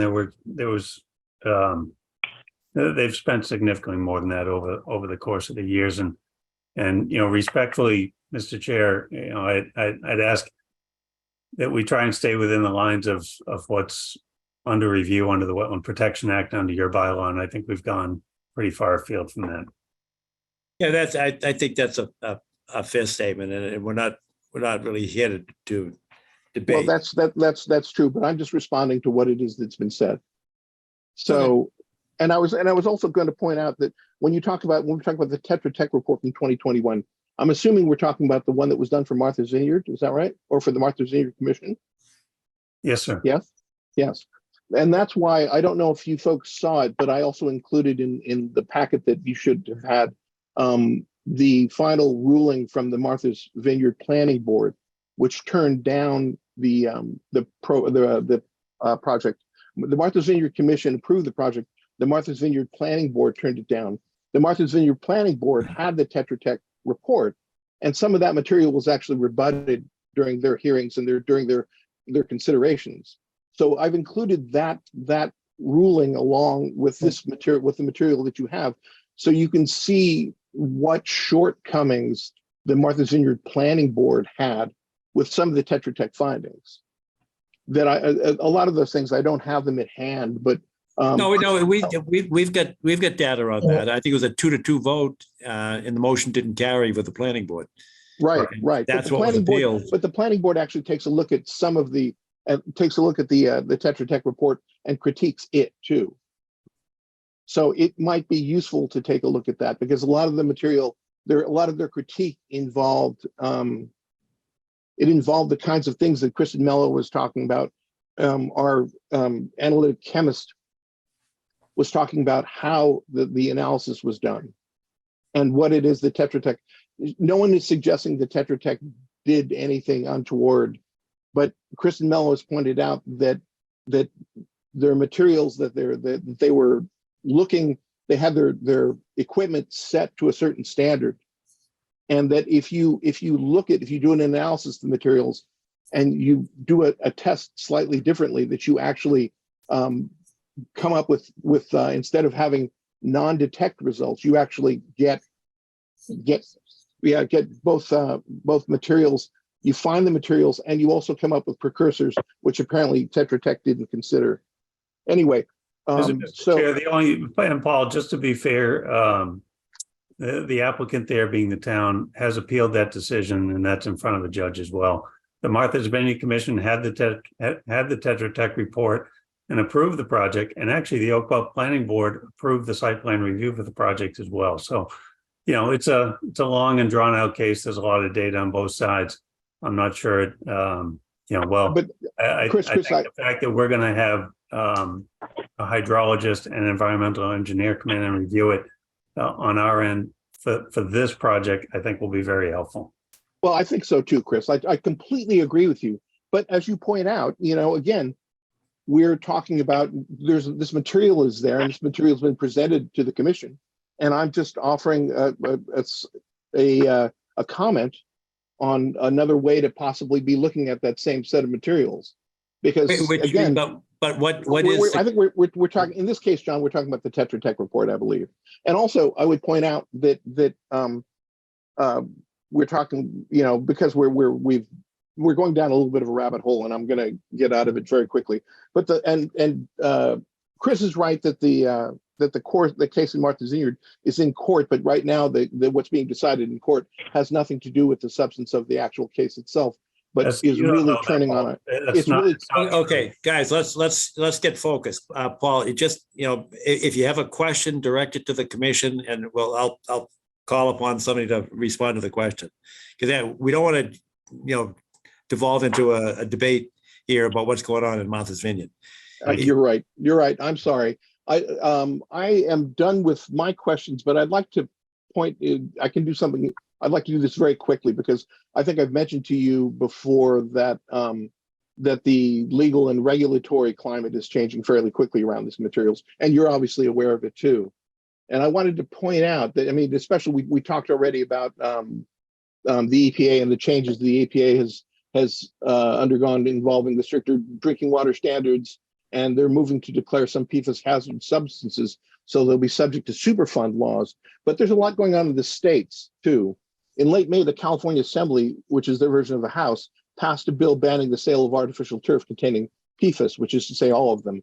And that bill is now in their state Senate, and is a follow-on measure to an already existing recently enacted law in California banning cosmetics, clothing, and textile articles containing PFAS.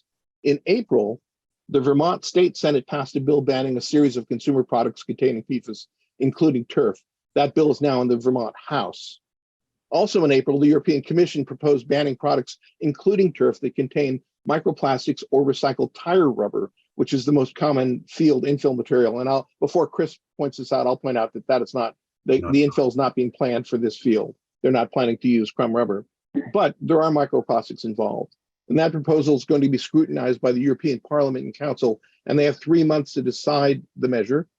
Maine passed a blanket ban on products containing PFAS in 2021. They're phasing in that ban. It will include turf and will be fully in place in 2030. And also Massachusetts is considering Paul, CFAS. I don't want to throw you off, Paul, but go back to Maine. Yes. When you said it's a ban, what do you mean? They have banned products containing consumer products containing PFAS, and they did so in 2021. And they're trying to phase the restrictions in right now, and they're anticipating that the ban, which will include turf as currently envisioned, will be fully in place in 2030. But I also wanted to point out that Mass is considering a series of PFAS product bills. And at this point, it's getting kind of late for all of us. And there are about a dozen of them. We're not going to go through all dozen of them, but there are some that are significant and will affect or potentially could affect this project. And what we're trying to do is we're trying to get some of the sponsors, one or two of the sponsors of some of these bills, to come in and talk about them. Some of them, at least one of them, is pretty far-reaching and is achieved a significant amount of support. I think that there are something like 200 members of both chambers, and right now, one of the measures is already being supported by a little over 80 members. And this thing is working its way through committee.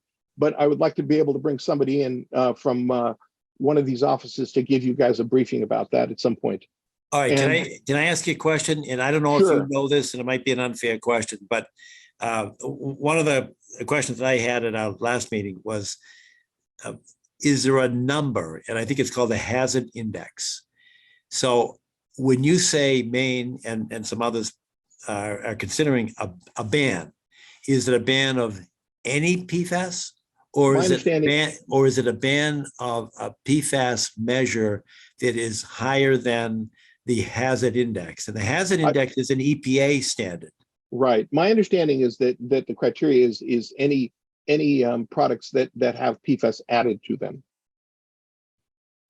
My understanding is that's criteria. It depends on the particular bill you're looking at. Some are a complete ban. Some are a ban based on the levels of detect versus non-detect. Some are based on the levels of PFAS that are added to the product, as opposed to those that are just found naturally in the product, because PFAS is found in everything. So it's a wide-ranging question. Paul's right. There's a number of different legislative efforts across the country that are looking at it, but they're all very different. They are very different. Part of my point, though, John, I think that obviously we're very interested in the Massachusetts piece, but we're trying to sort through, in terms of this part of the concern, we're trying to sort through all of this material. And part of what I'm trying to point out is that there is this, and I'm sure that everybody here, PFAS has been very much in the news.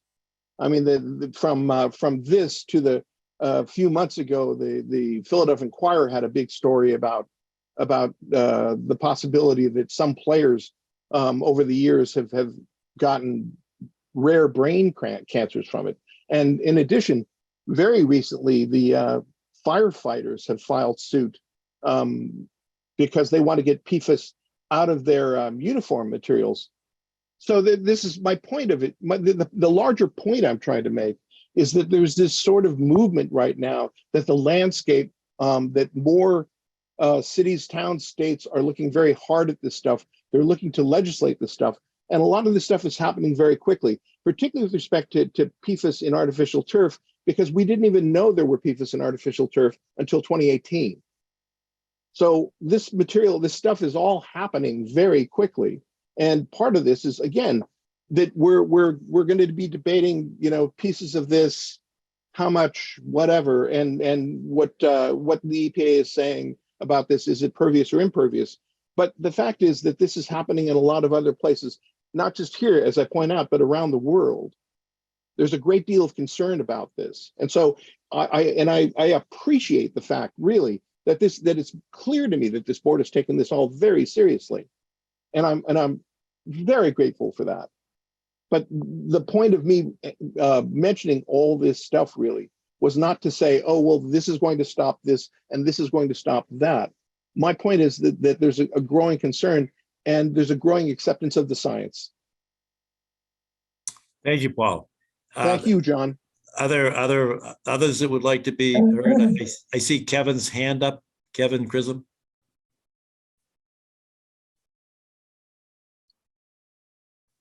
Kevin, you're on mute, but I see your hand. Yes. It's, as far as the consultant goes, will someone contact my my office about how the next step works? Because we want to get this going. Yes. As far as hiring a consultant. Yes, I will certainly call you, but I'll say it at the public meeting. The process is to invite we give a scope, and then they give a proposal. And if it's under a certain amount of money, and I think the amount is, it's got to be under $10,000. It doesn't have to go to bid under the municipal bid rules. It just has to be a responsible bidder. And the suggestion that I have heard, we discussed at public meeting, was that the fellow Peter Dillon is a hydrologist at Tetra Tech. And he has significant background, and he has background in working at the Naval Air Station in Weymouth. And one of the issues there was not just a hydrology component of water runoff, but it was contaminated water runoff. And Steve, now I've lost you on the screen here, but Steve Ivas, I think, can speak more directly to that. But he's a person with a background in this area, and Tetra Tech is the company for which he works. And so I reached out to Sean Reardon, who is, I'm not sure what his position is. He's a PE, and we're not interested in getting a PE consultant, but we are interested in getting a hydrology consultant with a contamination background. And so I have reached out to Sean Reardon, and I have spoken to town council about the appropriate mechanism for doing that. But the scope is pretty simple. We want to know what the hydrological implications are, if it's pervious, if it's impervious, where's the water going, and are we adding a pollutant, a contaminant to the water discharge, or is it being cleaned? If it's infiltrated into the ground, it's going to get cleaned. I mean, that's what wetlands do. They clean out pollutants. That's one of the reasons they're so valuable. So that's where we need the assist. But I don't think it'll be a delay issue. I think we can get this done, at least get a preliminary analysis done by the July meeting. Okay, thank you. Okay. John, Yeah, Wendy. will we have an opportunity to further refine the scope? Absolutely. Or is that something that we'll be doing here during this meeting now, or If you just hang on a second. I can find the right piece of paper.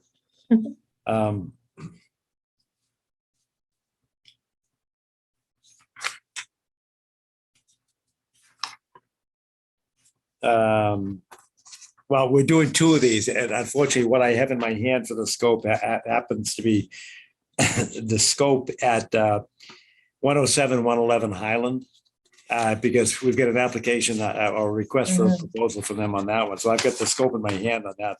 I don't have this scope, but absolutely, yeah. I mean, what should be the scope in your mind? Well, I'm looking for runoff into Pine Tree Brook, runoff into the wetlands adjoining, that is between the field and Pine Tree Brook. Right.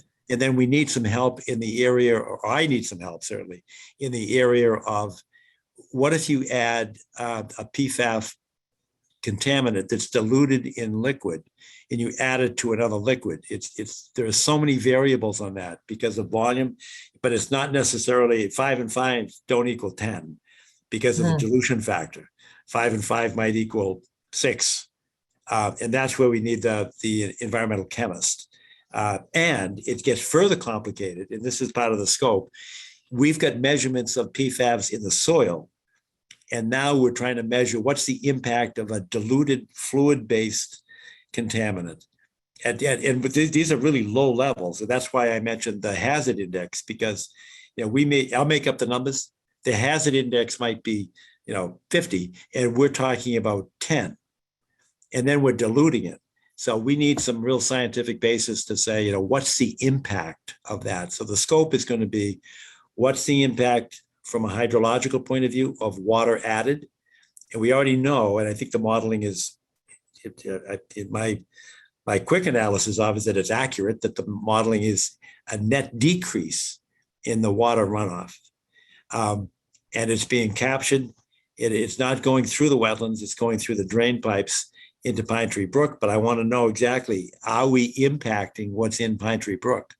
Right. What's already there? So that's the kind of scope that we're looking for. And I know that was very inarticulate, and I would invite all the commission members or anybody to define the scope. Well, my concern, John, is not just pollutants in terms of PFAS chemicals, but also things that we don't necessarily think about as pollutants, which are heat and solids.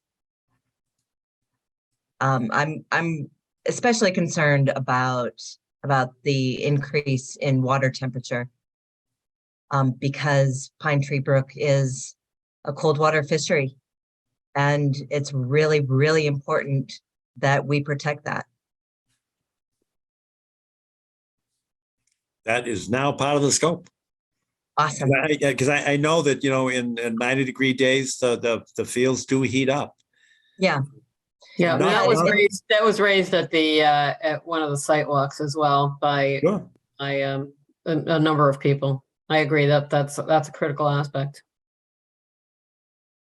Yeah, agree. And as far as the solids go, I'm very concerned about the breakdown of the plastics over time. And I know it was mentioned previously by Mr. Huntress when I had asked about that it is part of the operation and maintenance plan for it to be maintained. But I think it's important that we understand what the impact will be, both if the operation and maintenance plan is followed as specified and if it's not followed as specified, because we have no control over how that maintenance is in fact performed. And I'm very concerned about what the impact will be if it is not performed. When you say the O&M plan, you're talking about an artificial turf field. Yes, if I recall, and Mr. Huntress, please chime in, but you had said that it required some sort of routine vacuuming. Not vacuuming, but there's sweeping that occurs that will move debris and any litter that's on the field off and can certainly be collected. So oftentimes, and this would be true to this field as well, we'll prepare what's called an operation and maintenance plan. It'll go through how often the field is groomed, what happens to any particulate that comes off of the field itself, and any other criteria that falls into maintenance, which would typically include cleaning drain lines and that type of thing as well, to make sure that the field and the drainage system are operating the way that they should. Thank you. Chris, can I follow up on that? When you say, sweeping of litter, yeah, I get it. I mean, the wind is going to blow in all kinds of leaves and sticks and whatnot. But are you also talking about the plastic fibers? Are they going to let loose? I know it's not a crumb rubber thing, and probably everybody on the Zoom call has had the crumb rubber in their kitchen floor after the kids come back from practice. Yeah, so to be clear. That's not this. Right, I get it. We're not using that. Most of what we find when we do the sweeping grooming, which is there'll be a piece of equipment that comes along, it's got a mechanical sweeper and groomer, and it picks up things that would fall onto natural grass fields too. It picks up cleats and bobby pins and all kinds of, debris that comes along with playing athletics on top of any surface. And any loose fibers. When you get loose fibers in a turf, it typically happens in the very beginning. And when it happens, it's because, for instance, if we would install, we're not, but if we would install a center logo on the field, we would have to cut that logo out and then glue it with seaming tape back in. And you will lose some fibers at that seam. And that occurs anytime you have a seam or a cut in the field. And that typically happens in the first few months. And once those are collected by the sweeper groomer, that progression stops. So, it's a fairly routine thing. And without having crumb rubber in the field, I think you'll see very little in the way of debris that comes off of this field. Mr. Chairman, I'm particularly concerned about the plastics that aren't so obvious, that we're not able to see with the naked eye, the microplastics that have the potential of getting into Pine Tree Brook. That's something I would also like to have the consultant take a look at.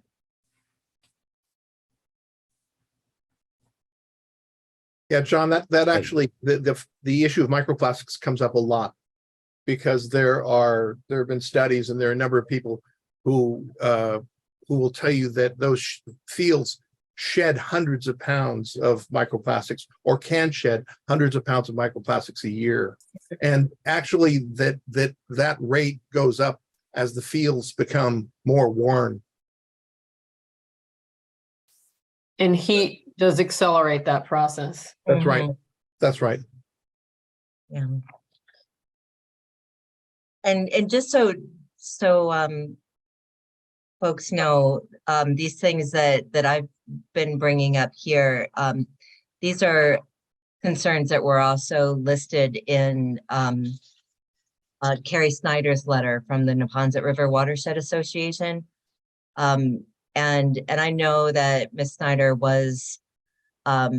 had hoped to speak with the commission. I saw her here, I believe it was a couple months ago, when time was cut short and she wasn't able to speak. But I'm sure that Carrie would be willing to speak with us to help refine the scope further if we asked her. Well, I shouldn't speak on her behalf, but I would certainly be willing to reach out and ask her. Oh, yeah, she's helped the commission before. She helped us on the light pollution. We had a public hearing on that, and she spoke. Yes. Got it. All right, I see some other hands up. Liz O'Rourke. You're on mute. Would you like to speak or ask a question? Hi, yes. Thank you for having this meeting tonight. And I really want to thank Wendy for bringing up the water temperature. I too am really concerned about the stormwater going into Pine Tree Brook, because that's where it's all going. And the fields do get very hot. So my concern is about the water temperature. I'd also just like to say that as far as Tetra Tech goes, I do not feel that they are a neutral third-party vendor. And I would hope that you would find someone who is more objective, more neutral. The third thing, and this is the last thing, I wonder if the Conservation Commission has looked at the watershed-based plan that was prepared by the town of Milton with the help from Geosyntech Consultants. this watershed-based plan is a Pine Tree Brook watershed within the towns of Milton and Quincy. It was prepared in June of 2020. And it was prepared for the Mass DEP. It's a huge report, and it really affects a lot of the waterways in Milton and Quincy, and originating from Pine Tree Brook. And I think it's really important to take a look at this. And if you would like, I can drop it off before the next meeting in July. That would be perfect. Do you know Kathy Bowen at DPW? Yes. She'd be the person to get it to her, and she'll get it to us. Okay, I'll do that. Thank you. Thank you. I see a hand up. It says Turf IT Mary. No, I see. Wait a minute. One is Turf It. I'm sorry. My reading glasses are gone. Turf It. Hi, can everyone hear me? Yes. Hang on, Mary, and let whoever it is, the gentleman that started to speak. Go ahead. Hi, my name's Tim Anastasia. I'm a sponsor with youth sports, with Milton Youth Football. I just want to make sure that the prize is in 40 days. We're going to have several hundred Milton youth athletes on this field. And I understand that everyone here is doing their due diligence, and the not peer review needs to happen. But we must understand that at the end of the day, this was a field that no one cared about until we brought it up. And, you know, it is a detriment to our children of this great town. So time is of the essence, because again, in 40 days, kids will be on this field. There's divots. There's more dog poop on this field that I care to admit. We need to understand that at the end of the day, what we're trying to do is to benefit both the town and its children. And with that said, there really is only one way to do that, and that is turf. I would love grass. I truly would. But we need about 1,800 hours of playing time in this town. And a grass field cannot sustain that. So the people that are, you know, I applaud the people that want grass. I really do. But, you know, who are you going to tell can't play outside on the grass field because their children can't play because it can't afford it? But a turf field can. So in 40 days, you know, I'll be out there with these kids several hours a day. And we need to help them. So whatever we do, please think that time is of the essence. And let's try and get this ball rolling. Thank you. Hey, thanks, Tim. And you actually bring up a good point. Chris Huntress, can you answer what's the timeline if you know, if you had to go ahead, you got to go ahead and you wanted to put in the field, how long would it take to do that? Construction of a field this size would take approximately 3 to 4 months. But a lot of it's obviously dependent upon weather. We're not going to do this in the winter or even in freezing conditions. So it's got to happen. You know, there's an opportunity that we could do it this fall, but it would likely at this point be pushed into a next summer of 2024 construction season or spring, depending on what the owner wants to do. Got it. Understood. And Tim, the reason I asked that is, you know, I think you're right. Time is of the essence, and we certainly don't want to slow the process down. But I suspected what Chris said. It's going to take more than 40 days, no matter what our decision is. Absolutely, yeah. Mary, you had your hand up, and I'm sorry I cut you off because Tim was starting to speak. But go ahead, please. Thank you. Can you hear me? Yes, loud and clear. Yes.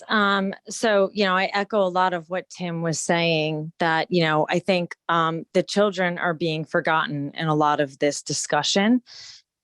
This really is a benefit for the youth of Milton, and we can't overlook that. that field down there right now is very much unsafe for the children that practice down there. And many of our youth teams can't even practice in Milton.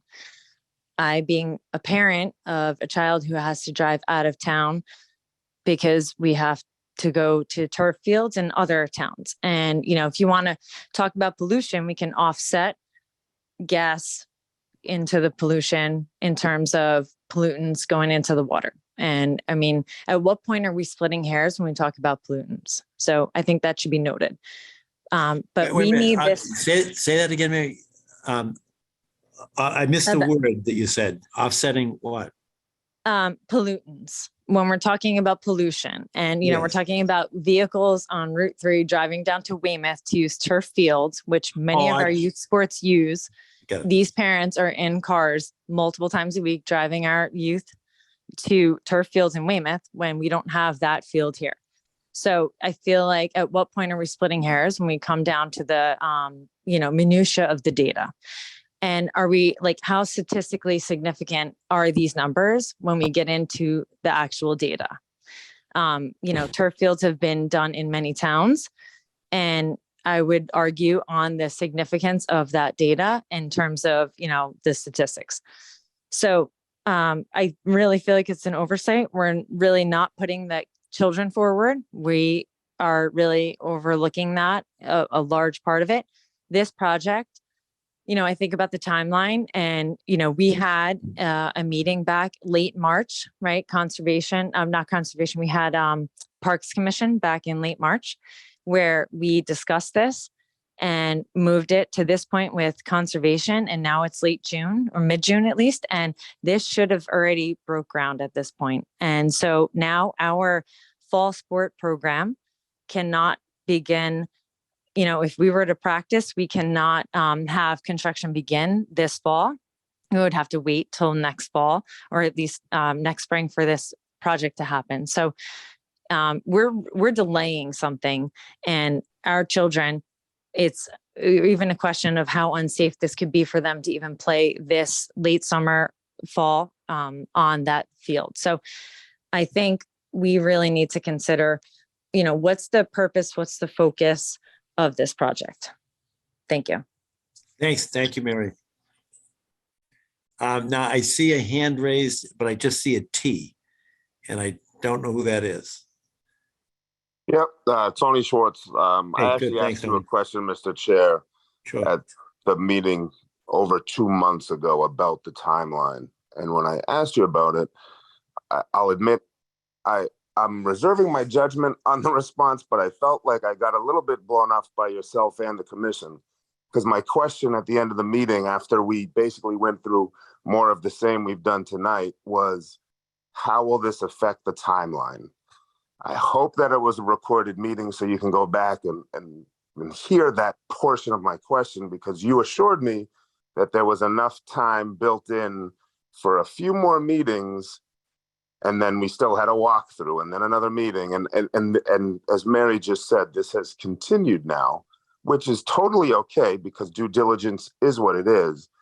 But I'm a little concerned that when you just asked the question to Mr. Huntress, it almost felt as if you thought there's a possibility it could be done quickly.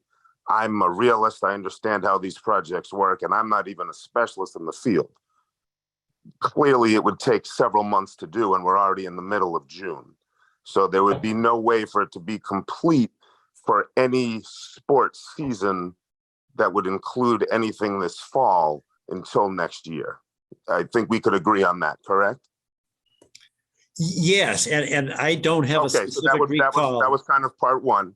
Part two is, again, what everyone has been saying. I wish we could do a grass field. I really do.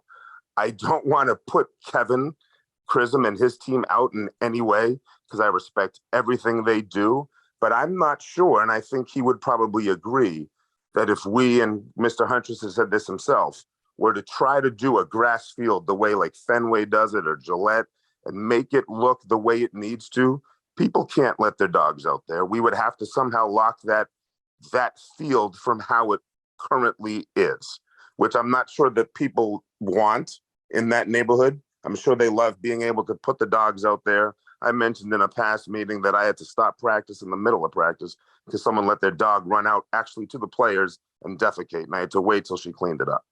So I'm a little concerned that we're spending almost too much time. We finally got away from the crumb rubber, but I don't believe as a realist when it comes to athletics, and I've done it for a long time, that this town can afford, and I don't know, maybe Mr. Huntress, you can answer this, if we can afford to really keep a grass field in that location in tip-top shape for more than even one sport. That being said, I don't care if we get turf or not, to be honest, but I'm a little worried that our due diligence continues almost as if time isn't of any essence, because we're now waiting for a hydrologist or whatever it is, which is great. I'm all for it, but that could take a month at a minimum. So now we're into July and then August, and then we're doing this next year. And then at least one of my sons will be done needing that field at any point until they're in the high school. And then my youngest, maybe he won't. So I'm a little concerned with how we let some folks take over the meeting, and then we continue, and then this continues and we go in a circle. And I'm going in a circle now because I'm frustrated and it's late and I got to work early in the morning, as I'm sure everyone else does. So I'm going to stop now. Well, thanks, Tony. I appreciate it. And I don't have a particular recall of a prior discussion about time, but I would have been talking about the permitting time as opposed to the construction time, because I honestly didn't know how long it would take until I asked Chris, and he said it would be the 3 to 4 months. So if there was some miscommunication, I think it's because I was talking about permitting as opposed to the actual construction phase of it. But I appreciate it. I think time is of the essence, and we need to move our decision-making along as fast as possible, as long as we dot the i's and cross the t's. And I have to make a comment here that I think that people on both sides of the issue have been very articulate and genteel and appropriate. And everybody's a good guy in this. There are no bad guys in this discussion. You know, favor athleticism for the kids and health and safety for the children. I think everybody's on the side of the Angels on this discussion. So I thank everyone for their participation and the comments that have been made, both tonight and previously. I don't see any other hands raised. So I would suggest that we move along. And for the public's benefit, the scope, and Wendy, I'll work with you. I'll draft some language. You draft some language. We'll pass it around. It will be this is not a secret process here, because the letter that I send to Tetra Tech or whomever it goes to, it can go to anybody for all I care. But it's a public record. So you'll be able to see the letter or the email that goes out requesting a proposal and giving the scope. So there are no secrets here. It'll be part of the record. And if anybody needs to know where the record is kept, it is Kathy Bowen has the keys to the kingdom. She's at the DPW and she can show you exactly what's in the file. So I thank all for your participation. And I don't see any other hands, so I think it's appropriate to move on to the next agenda item. Thank you all very much for your participation and your comments.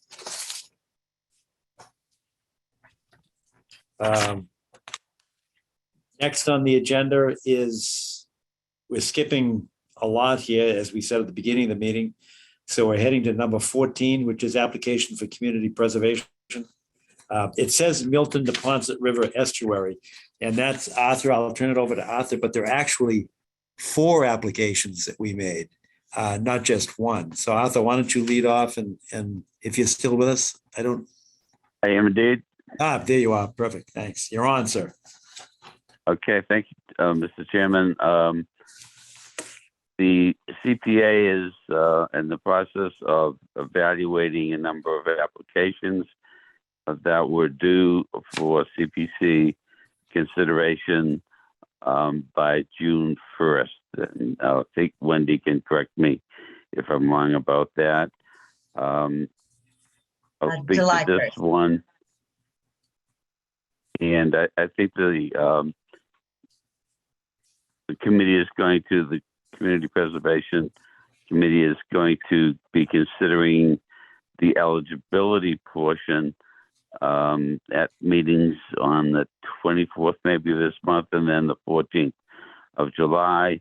And there's a second phase in which a more detailed application or follow-up to the eligibility application would be submitted if it passes muster on the eligibility process. Is that correct, Wendy?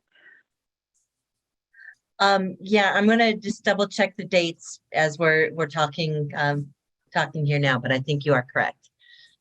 There are two dates, not the one June 21st and the other July 10th or 11th or 20th, maybe. Right. One June date and one July date. Correct. We actually are in the process of having to reschedule our July meeting. So it hasn't been confirmed yet. This particular eligibility application that's before the Conservation Commission pertains to the land in the Lower Neponset River tidal estuary that is east of Granite Avenue.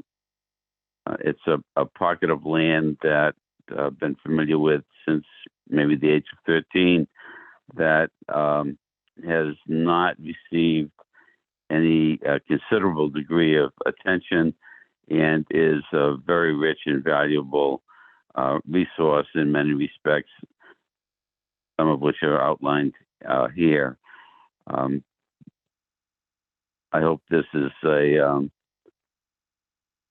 application that the Conservation Commission could consider endorsing, as the other ones would be submitted at a later date for consideration for endorsement as well.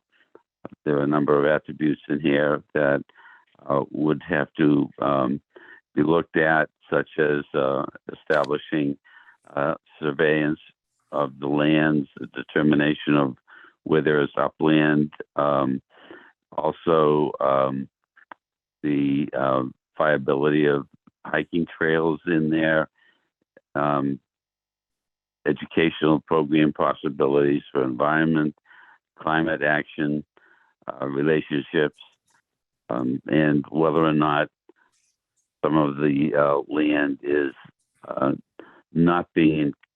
being protected from potential encroachment over the years, so that we don't have any difficulties in terms of identifying not only the ownership of the land, but the preservation of the land vis-a-vis the unintended consequences of encroachment that is inadvertent because people just don't know who owns what where. So that's a quick introduction, and I'll entertain any questions. I don't have any because I've seen it. I've got it in my hand, and I applaud your presenting this as a proposal for CPA funding. I think it's a great idea, and it provides public access to open space and recreational space. And I think it's great. I would mention that something similar was done some years ago by Wendy Ingram, formerly lived in Milton, and it was for a plan that included Quincy as well. And I'm not sure that Milton was part of it, but it did jumpstart a lot of good things in Quincy, and a river walk was eventually celebrated by the mayor at the Adams Inn as certain pieces were put together. So I think it could be very effective in making good things happen. Thank you, Tom. And that reinforces the citation toward the very end of the document that you have before you about integrating or involving the city of Quincy, because we want to take a look at the plans that they may have, and these trails that are in this area are conjoint trails between Milton and Quincy. So you're absolutely right. Also take a look at what it is that we might have as resources from the University of Massachusetts, Boston, They have a tremendous environmental biology program.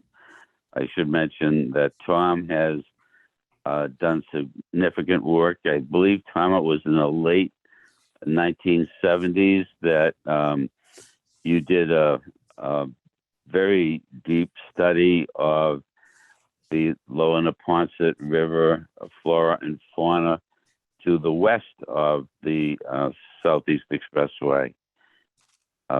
And this would give attention to the resources on the east side. Yeah, I would just suggest that perhaps the Neponset River watershed could have some useful counsel on this, because they were involved with the Riverwalk plan some years back. I guess it's a matter of getting enough people interested and engaged to get the first good thing to happen. That's good advice as well, and they too are cited in the document. Yes. And any other organizations that we should consider working with would be appreciated. Again, this is the first of 2 stages, but it would get things started, and hopefully the Conservation Commission would consider endorsing such an application.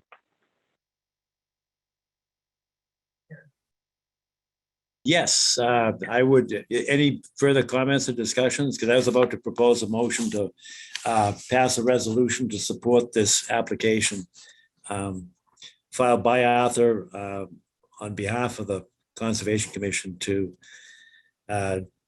seek funding to accomplish at least the planning and design stage of this development of the land. When I say development, I say that in the natural resource context of development, but I think it's a great idea.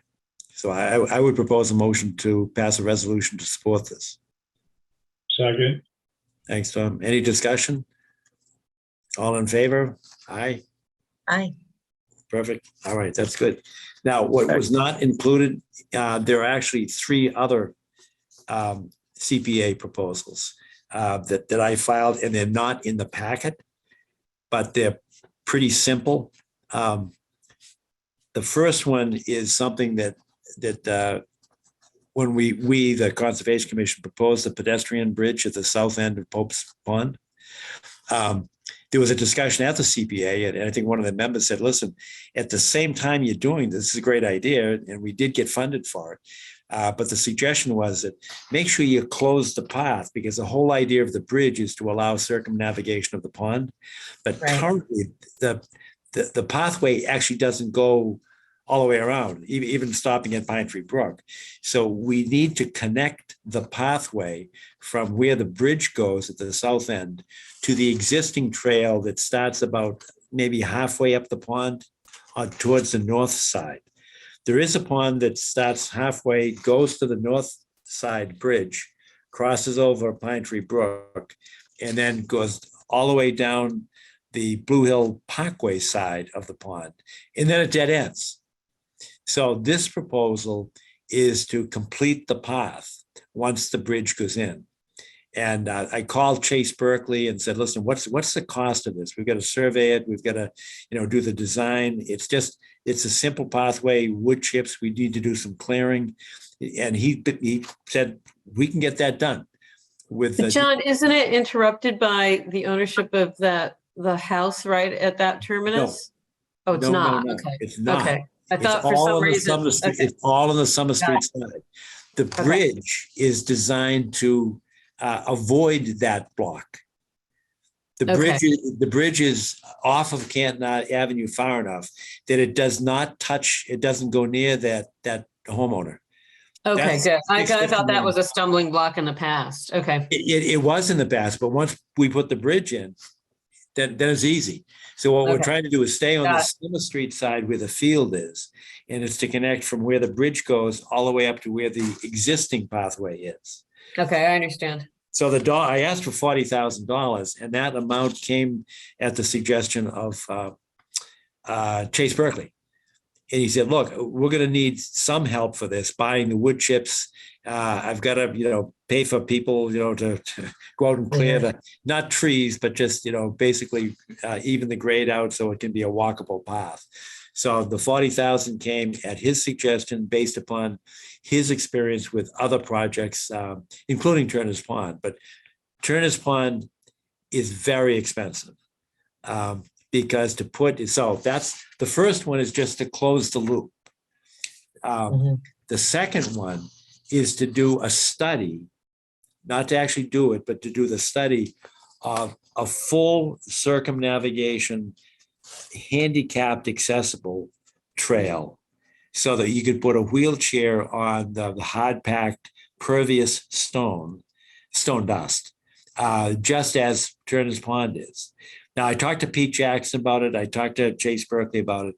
So, the suggestion was just go for the study because it's going to be difficult on the Blue Hill Parkway side because there are a lot of exposed tree roots there. So he said, you're going to have to do some, grading, regrading to get over those tree roots. You don't want to kill them, so you want to preserve that. And so that there's a second proposal. The first one closes the loop. The second one is to redesign the whole loop to make it handicapped accessible. And again, I went to Pete Jackson and to Chase Berkeley and said, what's it going to cost? And he said, well, it's going to be very expensive to actually do it. But the study, the feasibility study, is to get people out there to say, what trees can we save? Do we need to save? Do we have to raise the elevation here? It's not just a survey, it's actually a design plan and figure out what's the base product to use to make sure it's wheelchair accessible to get around. So that's also the study phase, and that's at $40,000. And then the last one that I submitted was an open space. And you remember at our last meeting, we talked about open space, about 6.8 acres of land, plus, there's a caveat on that plus, but there's a 3.1 acre lot that fronts on Brush Hill Road. And that abuts a 6.8 acre lot that extends over to Blue Hills Avenue. And so it's about 10 acres total.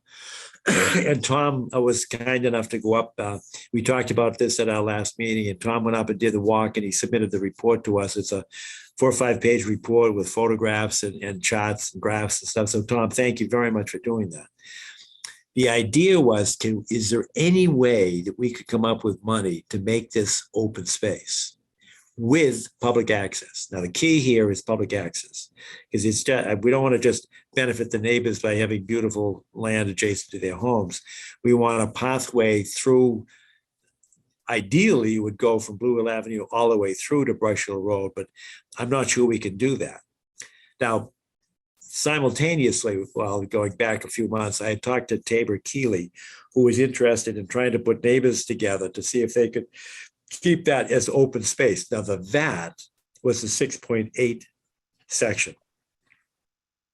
Serendipitously, I got a call from a woman by the name of Farley Sullivan, who lives at 711 Blue Hill Avenue. And that, Tom, is if you're facing the lot, it's the house to the left. I know it very well. I took a good look at it. All right. Well, the asking price for the 6.8 acres was $2 million for just the open land. Now, there are some problems for building it because there's like a 110-foot elevation differential there, and it's a relatively narrow lot. So they were asking $2 million. So she bid $1 million. And when she did that, they changed the price. Now the asking price is $3 million. And she said, look, I'm going to negotiate with this. I can't go to 3, but I can certainly go over $1 million. Can you guys add to this if I give you a conservation restriction to guarantee that it stays open space, not to be developed in perpetuity? And I said, well, yeah, that sounds pretty good to me. Now, there's a problem with this because as it stands right now, my understanding is that the 2 lots are being sold together. They want $4 million for the 3-acre lot on Brush Hill Road, and they want 3 million for the 6.8 acre open land on Blue Hill Avenue. So that's a $10 million, I'm sorry, it's a $7 million for the 10 acres. And nobody, I know that Ms. Sullivan doesn't want that. But I talked to both Tabor Keeley and I talked to Ms. Sullivan, and they said some of the other neighbors are willing to throw in some money for the conservation restriction. So if she can buy it, we could then buy a conservation restriction. And she has said, I will commit in writing, as a binding covenant to make an open public pathway through that land. So I looked at it and I said, well, boy, if we could get 6.8 acres of open land, we'd be willing to pay for some serious money for that. And Wendy, I'll be honest with you, I just pulled the $100,000 that I'm asking the CPA from the sky, but I did it on the basis that if the land is worth $3 million, if we can preserve that as open space with public access for $100,000, that happens to be 10% of the budget to which the conservation, not commission, but the conservation purposes are entitled to 10%. That's the CPA, that 10% goes to historic, 10% goes to affordable housing, 10% goes to open space and recreation. And that would be Minimum. 10% of the budget. Yeah. So I granted, I kind of pulled it out of the sky. Now, it's probably not going to work because if the owners, which is the Carr estate, if they won't break off and sell the open land separately, it's not going to work. But at least it's on the market as a separate entity. The real estate real estate agent is saying, no, we want to sell them together. But she's only bid on the bid $1 million, and I don't know what she'd go up to. I have no idea. But if we could grab that space for $100,000, I mean, we don't have the money. CPA doesn't have the money. Nobody's got the money for buy the piece of land outright. But I think it would be certainly worth $100,000 for a conservation restriction in perpetuity with public access. So that's why I wrote the application for that. And that's been submitted as well. So I know there are a lot of contingencies on that, but $100,000, 6.8 acres with public access sounds pretty good. So Sounds great to me. all right. So those are Thank you for all that, John. those three have gone in. Closing the loop on Pope's Pond, redesigning Pope's Pond for handicapped accessibility, and 6.8 acres conservation restriction with public access. So I'd ask you to support those as well. They weren't in the package, but they're actually in my hand in front of me, but I just gave you the sum and substance, and I'll email all of them to you tomorrow. So would you be willing to consider a motion to support a resolution to support those applications? I would just remark, John, that I agree with you. The more conservation land, the better. But I was hoping that perhaps the school building committee would be interested in this parcel so that we wouldn't lose the conservation land on Guile Road. I'm not saying that I wouldn't support your proposal. I'm just saying that for conservation point of view, I think the Guile Road land has more going for it.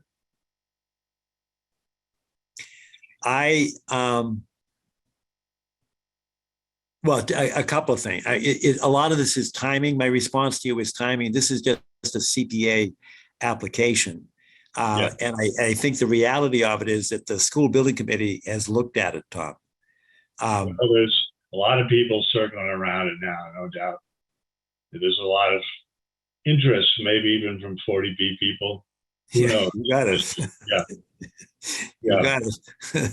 So yeah, I agree that if we can get it as conservation land for 100K, that's a bargain. I don't argue with that. I'm just saying that personally, I think there's more conservation to be had at Kyle Road. Well, Tom, let me ask a real direct question. If the school building committee went there, and I have no idea what, what, I know they looked at, but that's all I know. The town meeting just gave us 75 acres. Would you think we should give that back? Well, there would have to be a new town meeting, I think, to talk about any other different lands. But I don't want to get into that discussion again. I just think that in the real world, we just got 75 acres of open space. I don't want to give it back, Tom. Well, included there is 40 acres at Pope's Pond, which, I would say we already have. We could talk about that, but yeah, if you heard me at town meeting, you heard my critique of the acreage valuation of land. So this is sort of this is just hypothetical stuff. But I guess go back to my original point. At this point, it's just an application, and whether the school building looks at it and it's viable or not, that's going to be decided long before we get to the CPA funding is going to be next year. Yes. I mean, there are a series of eligibility applications. This is just a preliminary one. I think. Yeah, I think you have come up with a good idea here. I mean, you have seen various factors that could lead to this outcome. So I agree that we should be a player in trying to get this good thing to happen. So therefore, you support a motion to support yes, the application? I would. Yes. So if Tom's moving to support your three applications, John, I'll accept. Second. All right, good. All right. Any further discussion? Hearing none, all in favor? Yes. Aye. Discussion, or you say yes? I wanted to just comment, and it's not necessarily directly about your land that you're speaking about, but I am speaking still just when, the amount of money that we have to pay to rent, a youth sports program has to pay the high school to play football on their field, $10,500 for 5 games. And our town is only getting, land for $100,000. Like, that seems really unfair. We have to pay $10,000 1 year for 5 games, and you guys are going to get land in town for $100,000. Like, that's just, I just want to bring light to The Concom why doesn't that project is very charge the important. town for that. That has nothing to do with this. It might not be. The I guess organization maybe that charges the football team has nothing to do with this commission whatsoever. right. Maybe it is more about the fact that we're all kind of like trying to make the best of our town, and maybe you're not aware that we do that, right? That we have to pay $10,500 for 5 games, a year, and I'm not aware that you get land very cheaply. No, and I think that's important for us to be on the same page and just kind of talk about this. So it's very important that I'm part of this meeting, and we're just moving forward. But I think that just supports the project earlier. So I'm glad I stayed on. That's all. Oh, no, that's great, Mary, but just give me more information. Who has to pay whom? What organization pays what organization the $10,000? Milton Youth Football and Cheer has to pay Milton Public Schools $10,500. There's a organization chart, which I think is obviously not this committee's issue, and I understand that. But just listening to land price that you guys can get and how much we have to pay to rent fields, and going back to permitting for why we want a turf field so we don't have to pay to rent a field anymore, how that money could be put back in our organization's pocket is why I guess I brought that up. Mary, you may want to check who actually owns that field. You're paying the Parks Department owns that field. It's not the school that owns the field. So I mean, the fact that you're paying for it is kind of a separate issue. Brooks Field, yeah, I maybe it is by Parks. I thought it all goes under Milton Public School rentals. Brooks goes under Milton Public School rentals, but it kind of just falls back under the thread, I guess, of like pushing forward Guile, which I know we moved past that conversation, but listening to land and purchase, that's why I brought it up. But I know. it's just all kind of being on the same page and moving our town forward in the right direction for the right reasons, which is what I think we all want. That's why I stayed on. Oh, I agree. No, I think it's a valid point. It's very good. And and I know you're talking about the money part of it, but in terms of the open space, that the land that we were talking about on between 7-Eleven and 665 Blue Hill Avenue, there's 110-foot elevation change there. It's really steep. So you couldn't put a field in there. No, it wasn't even a thing for us. I mean, me even just to want to do that. It was just, I guess, understanding what you guys do and what you can, how cheaply you can get land in town and how much we have to pay for 5 games. And yeah, maybe it's not going all to the same place. It's just a matter of like, we all want better things for our town, and how little you have to spend compared to how much a youth sports program has to spend when we're trying to also get this project forward. We wouldn't have to spend that money. So it might have already passed its moment in your meeting for this topic. I get that. I just stayed on and heard that, and that's why I just wanted to share it. Well, thank you very much, Mary. I appreciate it. Thank you. Thank you for listening. Okay. All right, I think we were about to vote.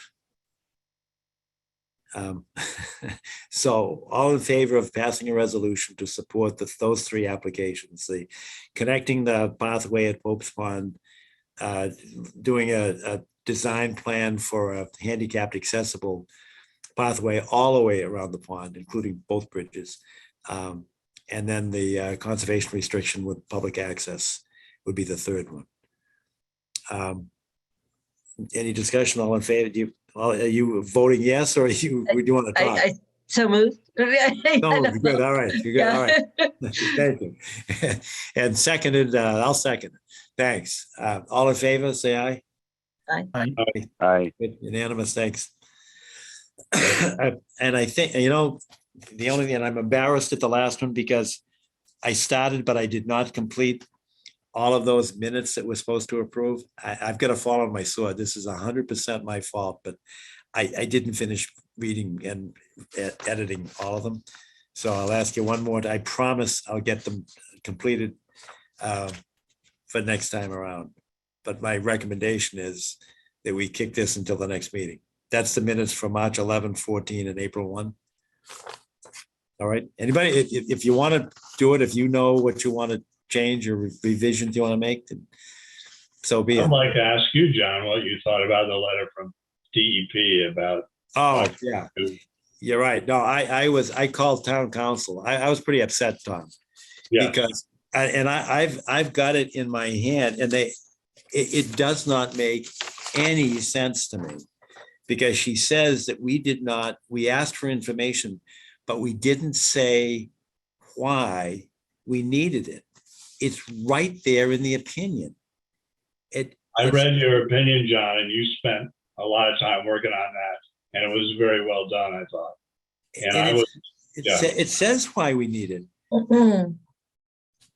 Her argument was all the information we requested was outside of jurisdiction.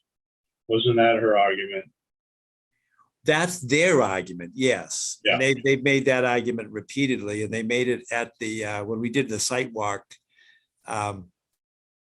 Arthur, you were there for some, I don't know how much you heard, but they made the argument that it was non-jurisdictional when we met at 582 Blue Hill Avenue for the DEP site walk. That was a big push for them, that most of this project is outside of our jurisdiction. And then so that they can make that argument. My response to that was and is, you can't stand on one side of a line and then create an effect on the jurisdictional side, but say, oh, no, I didn't step over the line. I'm only pushing the water or pushing the, the alteration onto the jurisdictional land. That's a different argument. What I'm hung up on is she said it twice in her opinion, that we said we didn't get information, but we never said why we needed it. But it says, which would allow the MCC to assess the efficacy of the underground water retention stormwater infrastructure.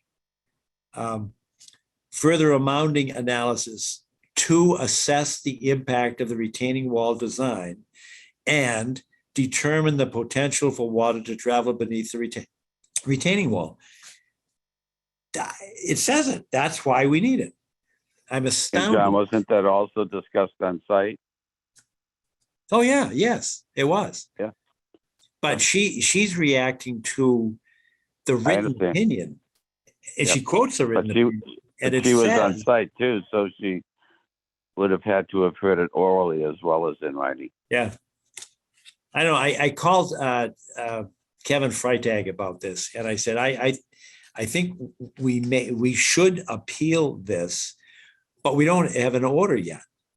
Because she did go ahead and ask for additional site-specific data herself.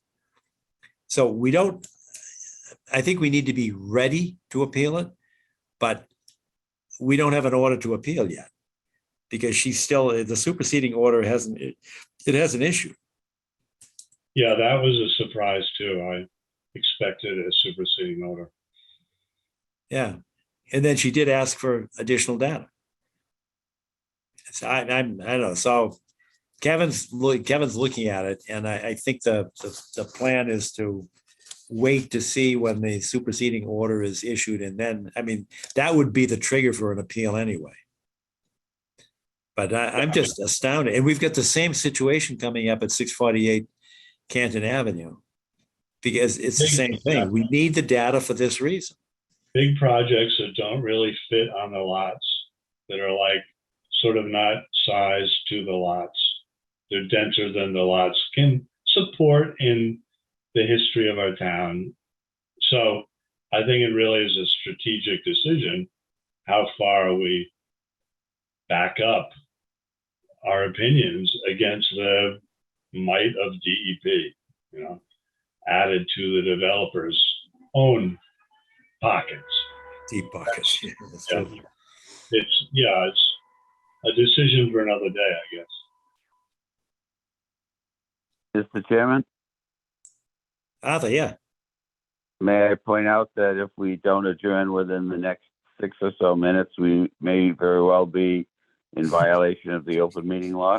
You may. Is that a motion to adjourn? It is indeed, sir. Second. All right, all in favor? Aye. We're Aye. done. Thanks, Arthur. Good night, all. Good night, everyone. Good night. Thank you. Thank you.